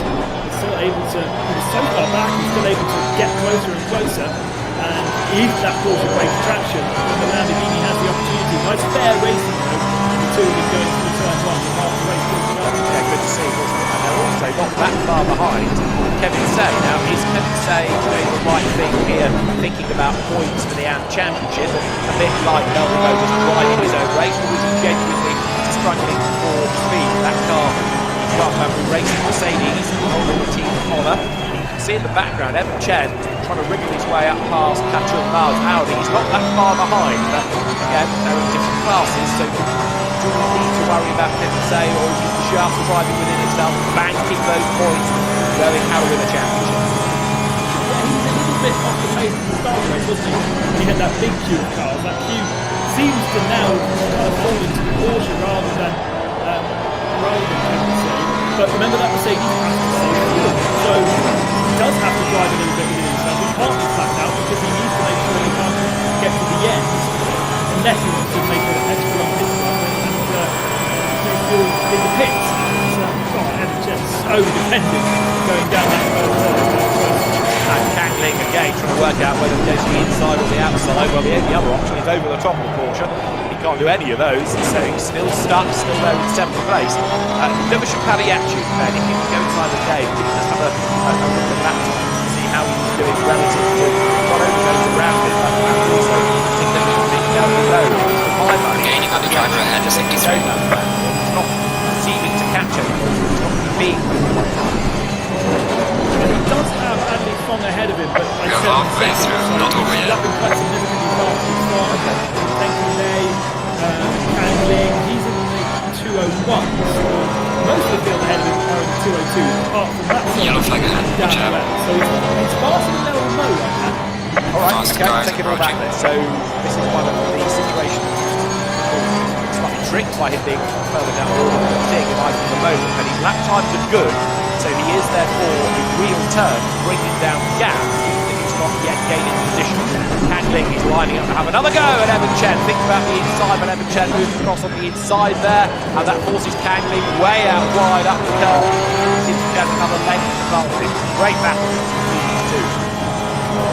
It doesn't, I mean, it is completely legal, but actually running a little bit wider through that first part has given him more of a slingshot out of the corner, just opens the corner up a little bit. Yellow flag starts somewhere on the track, and this time he's going to try and go around the outside at 130 yards. That's certainly not going to happen. These guys are completely on the ragged edge, but he gives him the inside line, interestingly to the game, and gets it done. So Kangling worked hard for that. He does go by up into 6th place then. We're into the second half of the race as well now. It's the Lamborghini Powers over the timing line. Dan Wells, the race leader, 5.5 seconds to the good. Louis Brett goes through. Now Brett all of a sudden has been caught by Kevin Say, hasn't he? So Louis Brett's Ferrari, 3rd in Pro, 4th overall, is being caught by the Mercedes, which also I suspect is being caught by now the charging Kangling. Faster car approaching, watch out. I'm surprised that the game didn't pick up on the track by making that move around the outside, off the circuit, and maybe not a pace advantage, but certainly an advantage of position. Yellow flag accepted. Maybe our race will add something to it, but a little bit naughty. But I mean, the fastest lap so far. The wider you run, the more open you can have the steering wheel, therefore the more speed you can carry. As long as you have this kind Car of on the right. contrast through there, is the further Clear on the down right. you go, the longer distance, your speed, or you keep tighter, and you go slower, recovering that distance. So it seems to work in the Lamborghini's favour.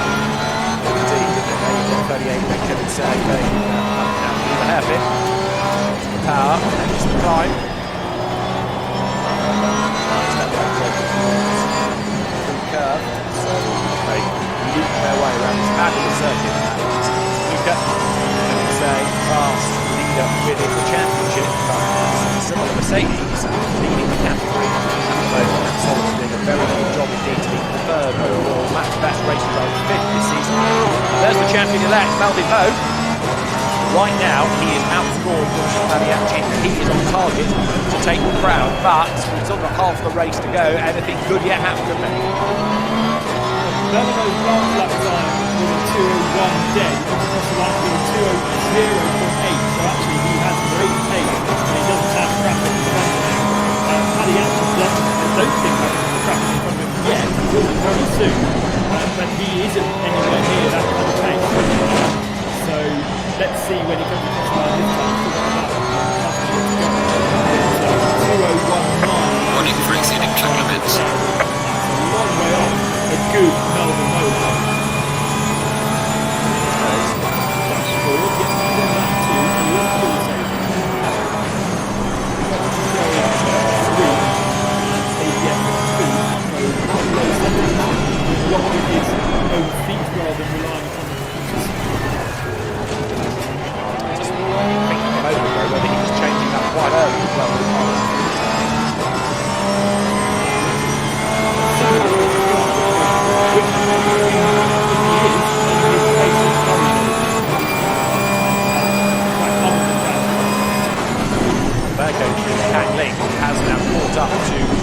say. So this battle is now going to take up attention, is it not? Kangling doing, as we saw in the previous round, a good job of upping his pace as the race wears on. So don't rule him out here and gaining more ground.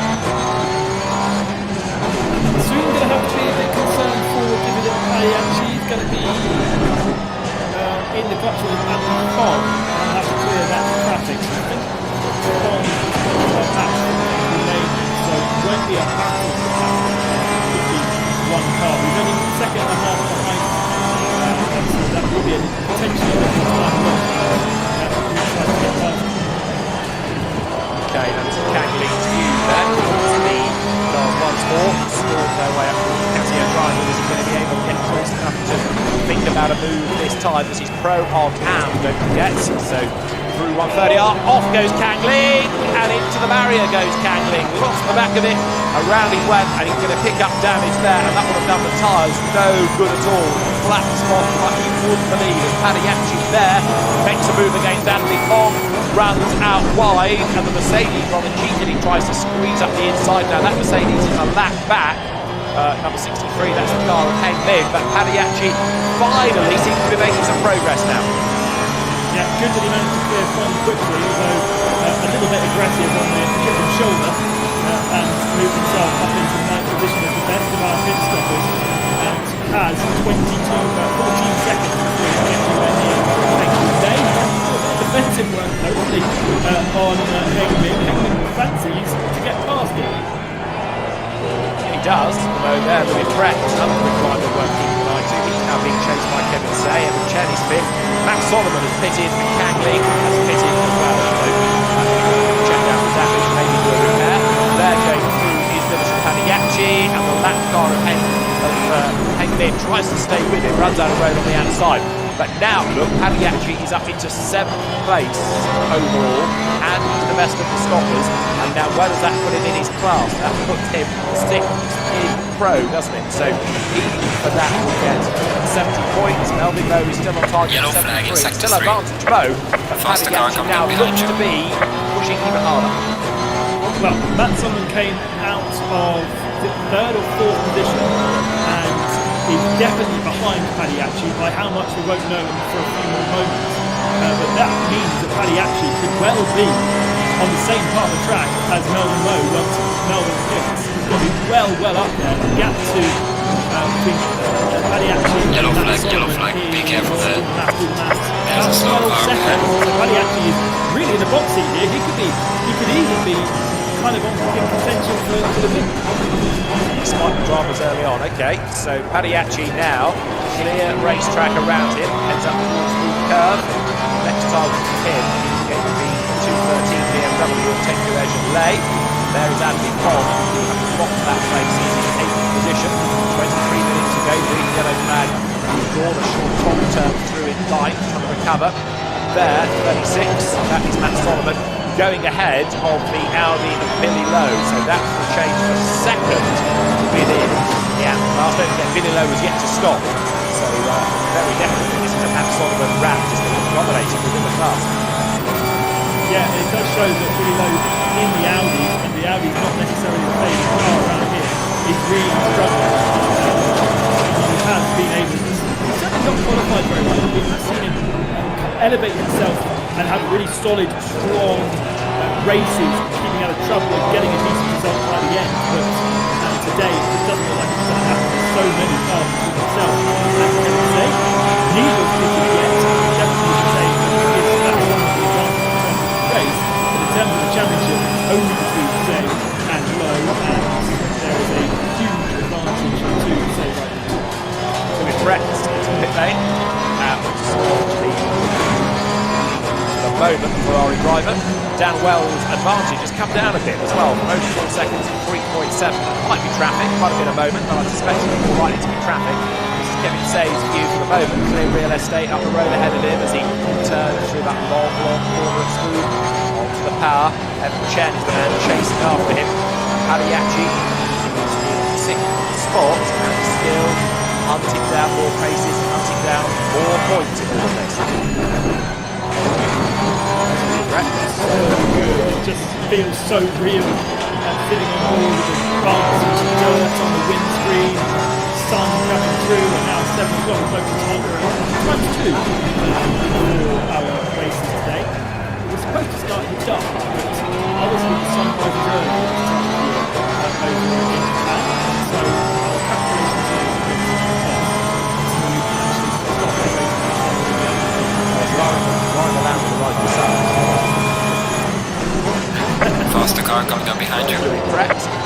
Late addition to the championship, but going well. That's lower down to station 72 there. He's using Taniguchi, the video game developer, having a bit of a moment. He tries to keep the Lamborghini at bay. That's not a massive position, but I think the Lamborghini is a lap back. So Taniguchi here developed cars related games, also wrestling related games. He gets himself in a bit of stride there. Car on the left, clear on the left. Off the road and back on again, but eventually one car but one behind his real opposition. That's in the hands of Harry. Faster car is approaching. Watch out. Like he's wrestling his car again.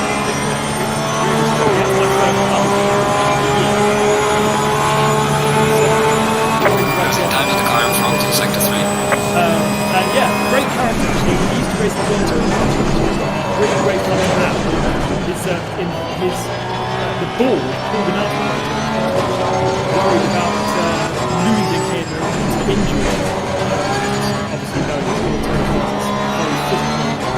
Lots of door knocking, so Car on the right. Clear on the right. it's good to see that his board are now trusting him to be able to race in a real world and also makes sense for him to be racing online, doesn't it? Absolutely. Yeah, what better way to show his ability. So Taniguchi then is 24th overall right now as he comes down towards the Casio Triangle. And he has also yet to stop, but you can see that he was in trouble early on because he is 3 laps down. So it's clearly his drive early doors as there Billy Lowe comes under attack from recovering Kang Ling. So despite him is off, Ling is back in the race. He's up the inside. He's going to take the race off the Audi. The multicoloured R8 drops back. So Ling on a mission again. Yeah, Billy Lowe honestly feels like he's got no place in this car. He tried to defend into the braking zone. Potentially he ran a bit deep because of the brakes, but he didn't really try to fight it at all. A bit of a shame that he hasn't been able Faster car coming up behind. Watch out. There's not so many competitors in our field. A bit of a one-horse race. You can see most of the season. Latterly where Billy Lowe wants to get off. That's right, 2 wins each. So Kevin on the first 2, Billy won the most recent pair. Kevin says he's seeming at the upper hand. But right now, Car on the right. I would suggest that Clear on the right. car to have. The best is 8, Sean Tom. Then you've got Billy Lowe, who's down in 11th place. But the Audi's just not as quick here as, well, frankly, they need to be. And one of the, when we talk about manufacturers having sim, I don't think Audi have a sim racing department at all.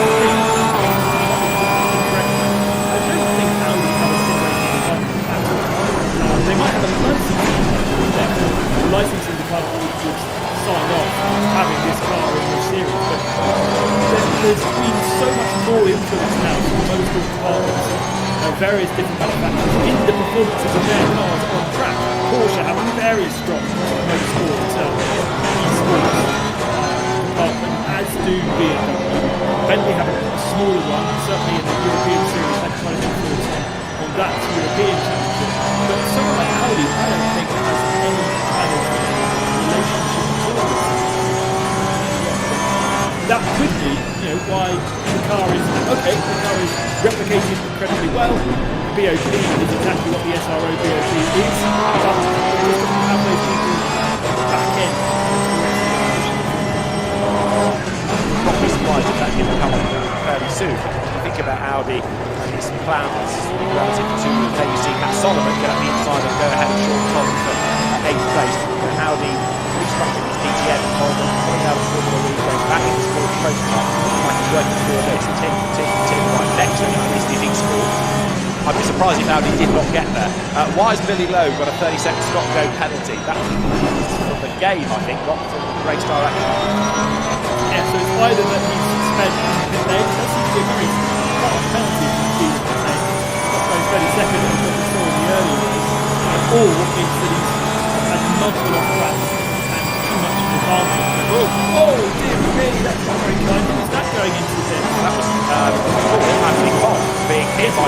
Tom. So that's one way of getting into the pit lane to Lucas Scott. He forced in there by tapping the tail. So I think he was trying to go in there anyway. He was coming off the top, and that's kind of what caused the guy behind out. He was coming in, and he just helped him get in. right, well, Jack Tom has already had a penalty. I just wonder whether Sean Tom might have got looked at by officials for that as well. So Anthony Fong comes in, whether he wanted to or not. While all that's been going on, look, Matthew Marsh has chipped his way up the order into the top 12. Dan Wells still leads the way. We're 15 minutes away from the end of the race now. And Paddy is still running nicely, but he's up to 5th in class. And Melvin Moe is 2nd. And that means that Paddy is a point behind Moe. One more place gain. Paddy will be a point ahead of Melvin Moe, if he can do it. Yeah, well, basically every car ahead of Paddy hasn't pitted yet, and some of them are relatively close to him. So I can see Paddy quite easily inheriting a couple of more positions. Will it be the top step? It could well be. Dan Wells has managed to have a couple of laps, which are quite slow in comparison, but now some better laps because of the traffic. I think Paddy will come in back once we get all the stops done. Paddy may well be 2nd position. Now, Dan Wells he didn't hit until reaching the last lap. So expect him to do the same thing after the block. Obviously, coordinated behind him. He just said rhythm. Once you're in the rhythm, you don't want to have to overhit and find yourself in a new part of the track to build your rhythm up again. You're in the rhythm, you don't even think about the pit stop until the very, very end. Okay, so makes sense. And let's goes what he's doing. Darrell Young, by the way, 17th after having to use 10 seconds of no penalty early on the race. So he's come back out and pressing hard once more. There is Adrian Paul versus Antares Au. That's 13th place. And Antares Au up the inside as Fong got the drive to the corner. And is that Dan Wells the race leader trying to squeeze between them? Yeah, I think it is. That was a very, very sketchy move from Dan Wells. That could have ended in disaster. So all the way sailing on the timing screen, but actually contending with slower traffic and having to thread the eye of the needle to go between the two of them. Pushing on very, very hard indeed down the Casio Triangle, so that means that he's now lapped up to 12th place. Now I know it's a slightly erroneous situation given that others have made their mandatory stops, but you're only talking of a 1 second pit stop, so it does illustrate just how well Dan Wells is going out of all of this. There he is, he goes across the line, and Melvin Moe behind him now breaks the beam, 4 seconds between those two. Melvin Moe, of course, also has to get himself up to the traffic as there. Anthony Fong loses another place to Jiaqiong Lan, who was excellent last time out when he was driving standard, but Lian up to 13th place now.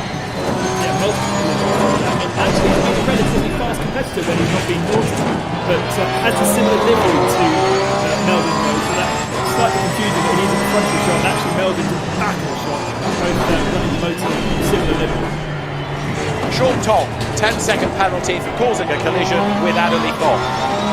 So whether Adderley wanted to go to the pit lane or not, Sean Tom is being penalised for the contact.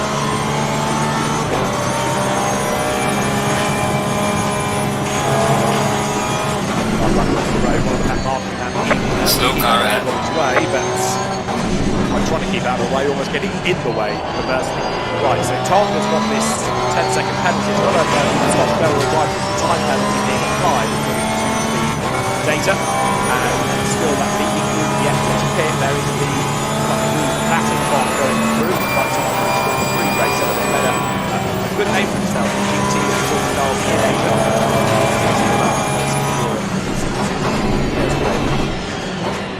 Trying to get past this traffic. They're a little bit more spaced out than they were when Dan Wells encountered them, so this should be easier for them, which should be very kind.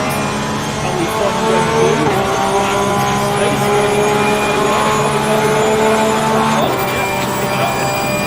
Squirrely on the brakes, but Ron's not making it quite as easy as the guys did before. No, again, it's knowing who you're racing against. Anthony Fong has been rolled off the back, so the fact that he's got something else breathing down his neck doesn't seem to make him think he's one of the leading cars. So Dan Wells is getting away. Also explains why Dan had to be so committed to get through the traffic in the way that he did. Over the line goes Melvin Moe now, and he's lost a lot of time. That's been 6.9 seconds. He's on his toes, he's on the attack, he's up the inside, and he goes through the traffic, gets clear of Adley Fogg with 11 minutes still to go. So the leading five all yet to pit. Dimitri Pagliacci still storming away, trying to bring down the gap as best they can. Of course, those leading cars having to get through the traffic like that will have hindered them. But Pagliacci is going to have to potentially get through them at some point as well.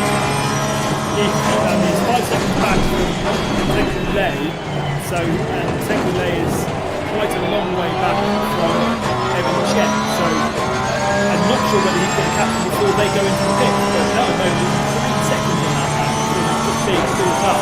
I'm actually wrong. It's a little bit more fun. At the same time, I personally don't like seeing that car jumping out the way in the way that they do in Formula 1. But obviously Melvin Moe having to follow through those cars very slower did mean 3 seconds is almost double the gap to Dan Wells.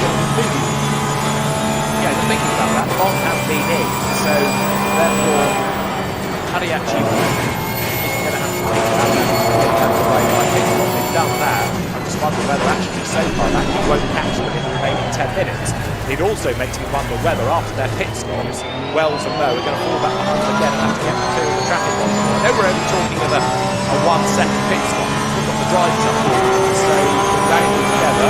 Works on the escape road there, goes now to 2 out of lip. Looks like our head is into one. Clear of him, but could they fall back into the traffic again? Dan Wells will push on as long as possible to try to get clear of those slower cars with only 9.5 minutes on the clock. Dan, with a little bit of contact there with the BMW, just as we were talking about earlier on, unpredictable what that BMW was doing. The drivers all have a heads-up display, and on that heads-up display is a leaderboard that shows you the cars in front and the cars behind. So when we say that Adley Fogg wouldn't have known he had a car behind him, it wasn't really heads up. But he would have seen that there was a car behind him that was 1 lap ahead, which was actually a different coloured name to the cars that he was racing. He would be given either a little virtual flag as well, all the information would be there for him, and he would know exactly what's going on. It's amazing how much more information you're given in this virtual world than you would be in the real world. We'll learn a lot in the real world from sim racing. You can see, understand why so much effort has been put in by the manufacturer. Now there's Pagliacci, comes through and works his way over the line, put himself ahead of Matt Solomon now, and so the two of them drop down towards the right hand of turn 1. Dimitri Pagliacci a lap up there on the car behind Dan Lynn, again sideways. Dimitri Pagliacci then clear of Matt Solomon, who is real turn to the ground leader. The stop that Kevin Sell has got. Pagliacci now is up into 6th overall big class. So he's on 72 points and 73 Melvin Moe when he needs to gain position in the category, and he should be able to do that before long as some of the others deserve their stops.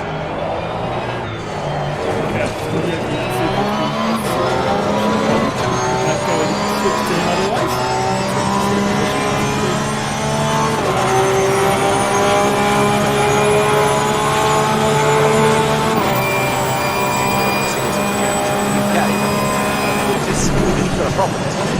One side of it, and the chair is going to go past him. Something you've seen very often, but pickup punches is number one, you wear the tyres out totally, and number two, you ride the curves unnecessarily heavy. The car does look like it's wiggling around it. So, with a new one, I know that it's possible, I just want to see it happen. I certainly thought that does tally with what the car is up to. Louis Brett getting a drive through, Evan Chen serving his mandatory stop. Now this is where it gets interesting because he's one of those drivers ahead of Pagliacci. So Dalton Miller should now gain further ground in this race. Courtesy of others. The faster car is approaching. Pagliacci got way ahead of that. See what shapes out. Have to wait and see. Starts his next lap on the 3rd position.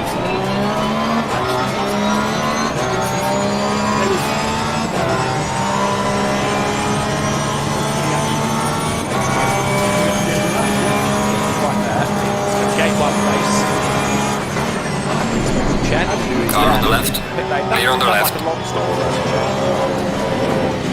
Car on the left. Clear on the left.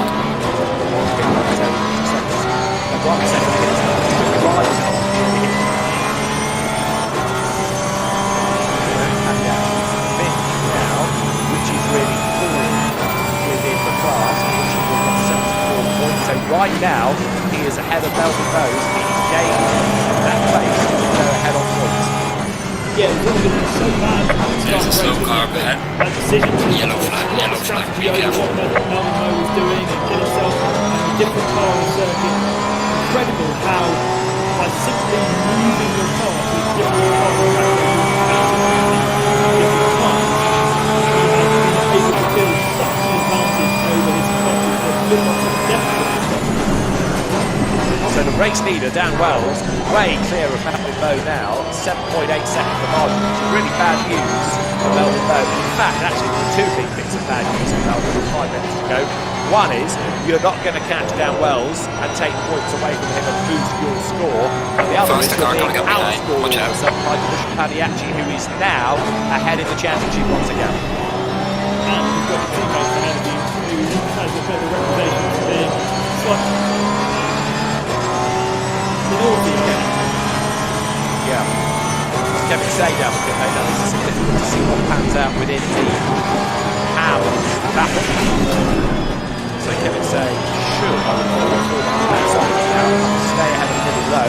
Division Pagliacci is going to gain another place on the track as a matter of points. So he does get it closer, of course, to the pointy end of the race order. Kevin Pagliacci up to the final curve, heading towards the starting line, just up to the line there. And you see how close he is to the BMW. That car's going to make a pit stop anyway. So Pagliacci is an absolute shoe-in now to gain another position before the clock.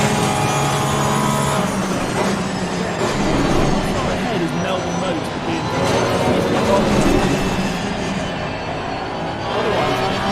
Faster car is approaching. Watch out.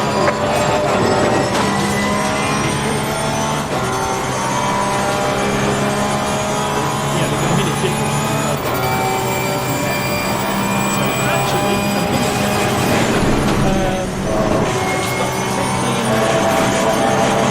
pretty close. He actually may not be jumping Melvin Bowes in.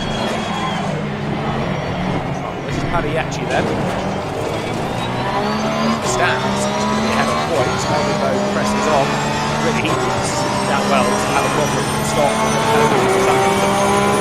Melvin Bowes with a pit lane now. 3 minutes to change on the top. Gaining on the car ahead in sector 2. So always car is going to be a exiting the pits, watch out. 7-point deficit. Car on the right. And Clear now on the let's see right. where Pagliacci is going to be at the end of this pit stop, because he's a long way back on the racetrack. The end of that, where Melvin Bowes is still driving to the pit box. So Pagliacci at full race pace, whereas Melvin Bowes falls down the pit lane. Now, has to stop. Still advantage Melvin Bowes. He's at the end of pit lane because he qualified at the head of the field. Sits there. Yeah, that's about right. Maybe a little Faster car approaching. Watch out. Got a huge advantage. So I was confused by the fact that there's such a big gap between Melvin Bowes and Tank Day, but no, definitely still in second position, well ahead of Pagliacci, but still not enough. Car on the left. Clear on the left. Ahead on the track, but he's not ahead on points, which is the real key in all of this. So the only hope he's got now Car on is the that left. Dan Wells has Clear some on the kind of left. problem. Dan has yet to pit. We've got Car on the right. one more lap to go at the end of this. Clear on the right. Dan is on the racetrack. And he's looking down to the high shot there. Melvin Bowes got more traffic on the road ahead of him. So Division Pagliacci on target now to go certainly third, if not better than the very end. Third is as good as it's going to get. So third would give him 77 points. Melvin Bowes second would be 73. Division Pagliacci, after a pretty stressful hour, is on target to win the title with another errant back marker goes to the beach, gets back onto the racetrack, thankfully not getting in the way of Melvin Bowes. No, absolutely, but Melvin's got plenty of traffic in terms of his now. Plenty of cars to try and clear. Losing pressure on the right front. Dangerous for him. Right man, the leader is on the final lap. Give it a final push. Will be basically on the last lap. Will, won't it? Yeah. So when he rejoins, he'll start the last lap of the race. So in he comes. Can't see Melvin Bowes getting ahead of him on the stops. So this will be absolutely perfect.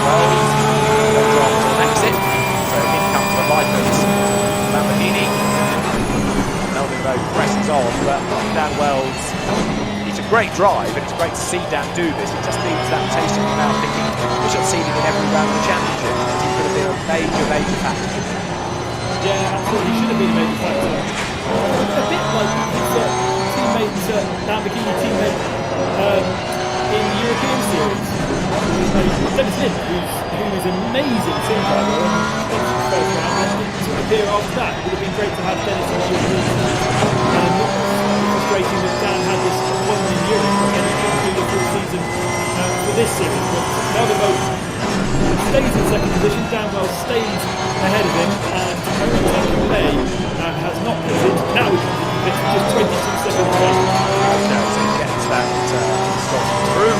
So Division Padiachi will inherit third place and secure the championship. Dan Wells is going to be the race leader and the race winner, and if he were to not win, Melvin Moe would take a second victory. Division Padiachi would move up into second place. They tie on points, and you have to go down to 11 score to determine who's going to be the champion on the tie break. So let's not worry about that. Dan Wells is pretty much home and dry. And Division Padiachi is on target for a championship. He won the first 2 races. We are going to have our 4th different race winner out of 5. Division Padiachi has driven very impressively indeed. Of course, but for that internet connection problem that he had in the last round of the championship, who knows what the situation could have been coming into this round.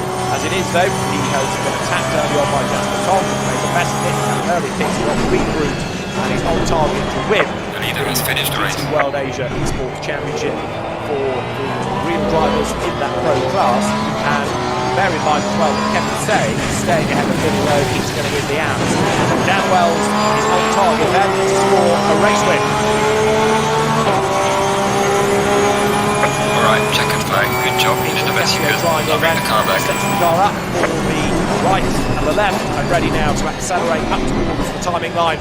The checkered flag is going to be at the ready, and for Dan Wells, it is honours in the final round of the TCL GT World Challenge Asia Esports Championship presented by Tarmac Works. Dan Wells wins the race. Melvin Moe so near and yet so far, and Division Padiachi, there he is, on target then for 3rd position, but he's going to win the championship. Matt Solomon is going to be an AM class winner in the race for the first time this year, so a 3rd different AM winner. And here's the champion. He's on his way to the line, he's on his way to the flag, he's on his way to the glory. Division Padiachi is going to be the pro champion here at Suzuka. Comes across the line, there's the flag. Division Padiachi 3rd in the race. That is enough to secure the pro championship at the end of a great season. Spoiled slightly by being nerfed by the traffic at the very end, but Division Padiachi takes the crown, and Division Padiachi is for the Mercedes squad a victor. Matt Solomon 4th, the winning AM. Kevin Say 5th and the AM champion. But Dan Wells has driven superbly. So Dan Wells, our race winner. Congratulations to our champions in AM, Kevin Say, and in Pro Division Padiachi at the end. Not only another fascinating race, but a mega season of esports racing. What an exceptional final race for the TCL GT World Challenge Asia Esports presented by Tarmac Works, and they can secure us 2 very deserving champions to be crowned. I just hope that in terms of this championship, in terms of the real world drivers, they've enjoyed it. You know, this has been effectively a replacement for their real world racing, and it's been incredibly entertaining for us to watch the way that they've developed as well as drivers, but ultimately I hope that it's given them something as drivers to really kind of as a memory and something to focus on and something to enjoy over the last couple of months. Yeah, absolutely. And Division Padiachi, again, he started the year absolutely dominant. We thought it was going to be pretty much a walk-away championship for him, and then they had the internet connection issues last time round. This race turned into a bit of a meal as well, and it kept the excitement going, didn't it? All the way through to the end. Well, that's motorsport for you. That's exactly what I expect, the unexpected. And I actually never felt that he was the fastest man in the early part of the season. He was just very consistent and was able to pick up the points. But as the fast guys were able to actually be consistent as well and not throw it off after 3 laps. We saw him having a great challenge from the likes of Melvin Moe, and then Dan Wells at the end. What a shame not to see him in the full championship. It would have been great. And Aaron Borg, shame to miss him from today's racing, but they were all equal on pace and really just fantastic to see. Yep, everybody's a champion today, and congratulations to all of our real world pro and AM drivers. Division Pariache for taking the Pro Championship, and Kevin C for taking the AM category as well. While we're doing thank yous, Ben, I want to offer our thanks to our title sponsor, TCL, to Tarmac Works, to AK Informatica that run this championship, to Kunos Simulazione, of course, that make Assetto Corsa Competizione, to CBR Media, all the sponsors that have valued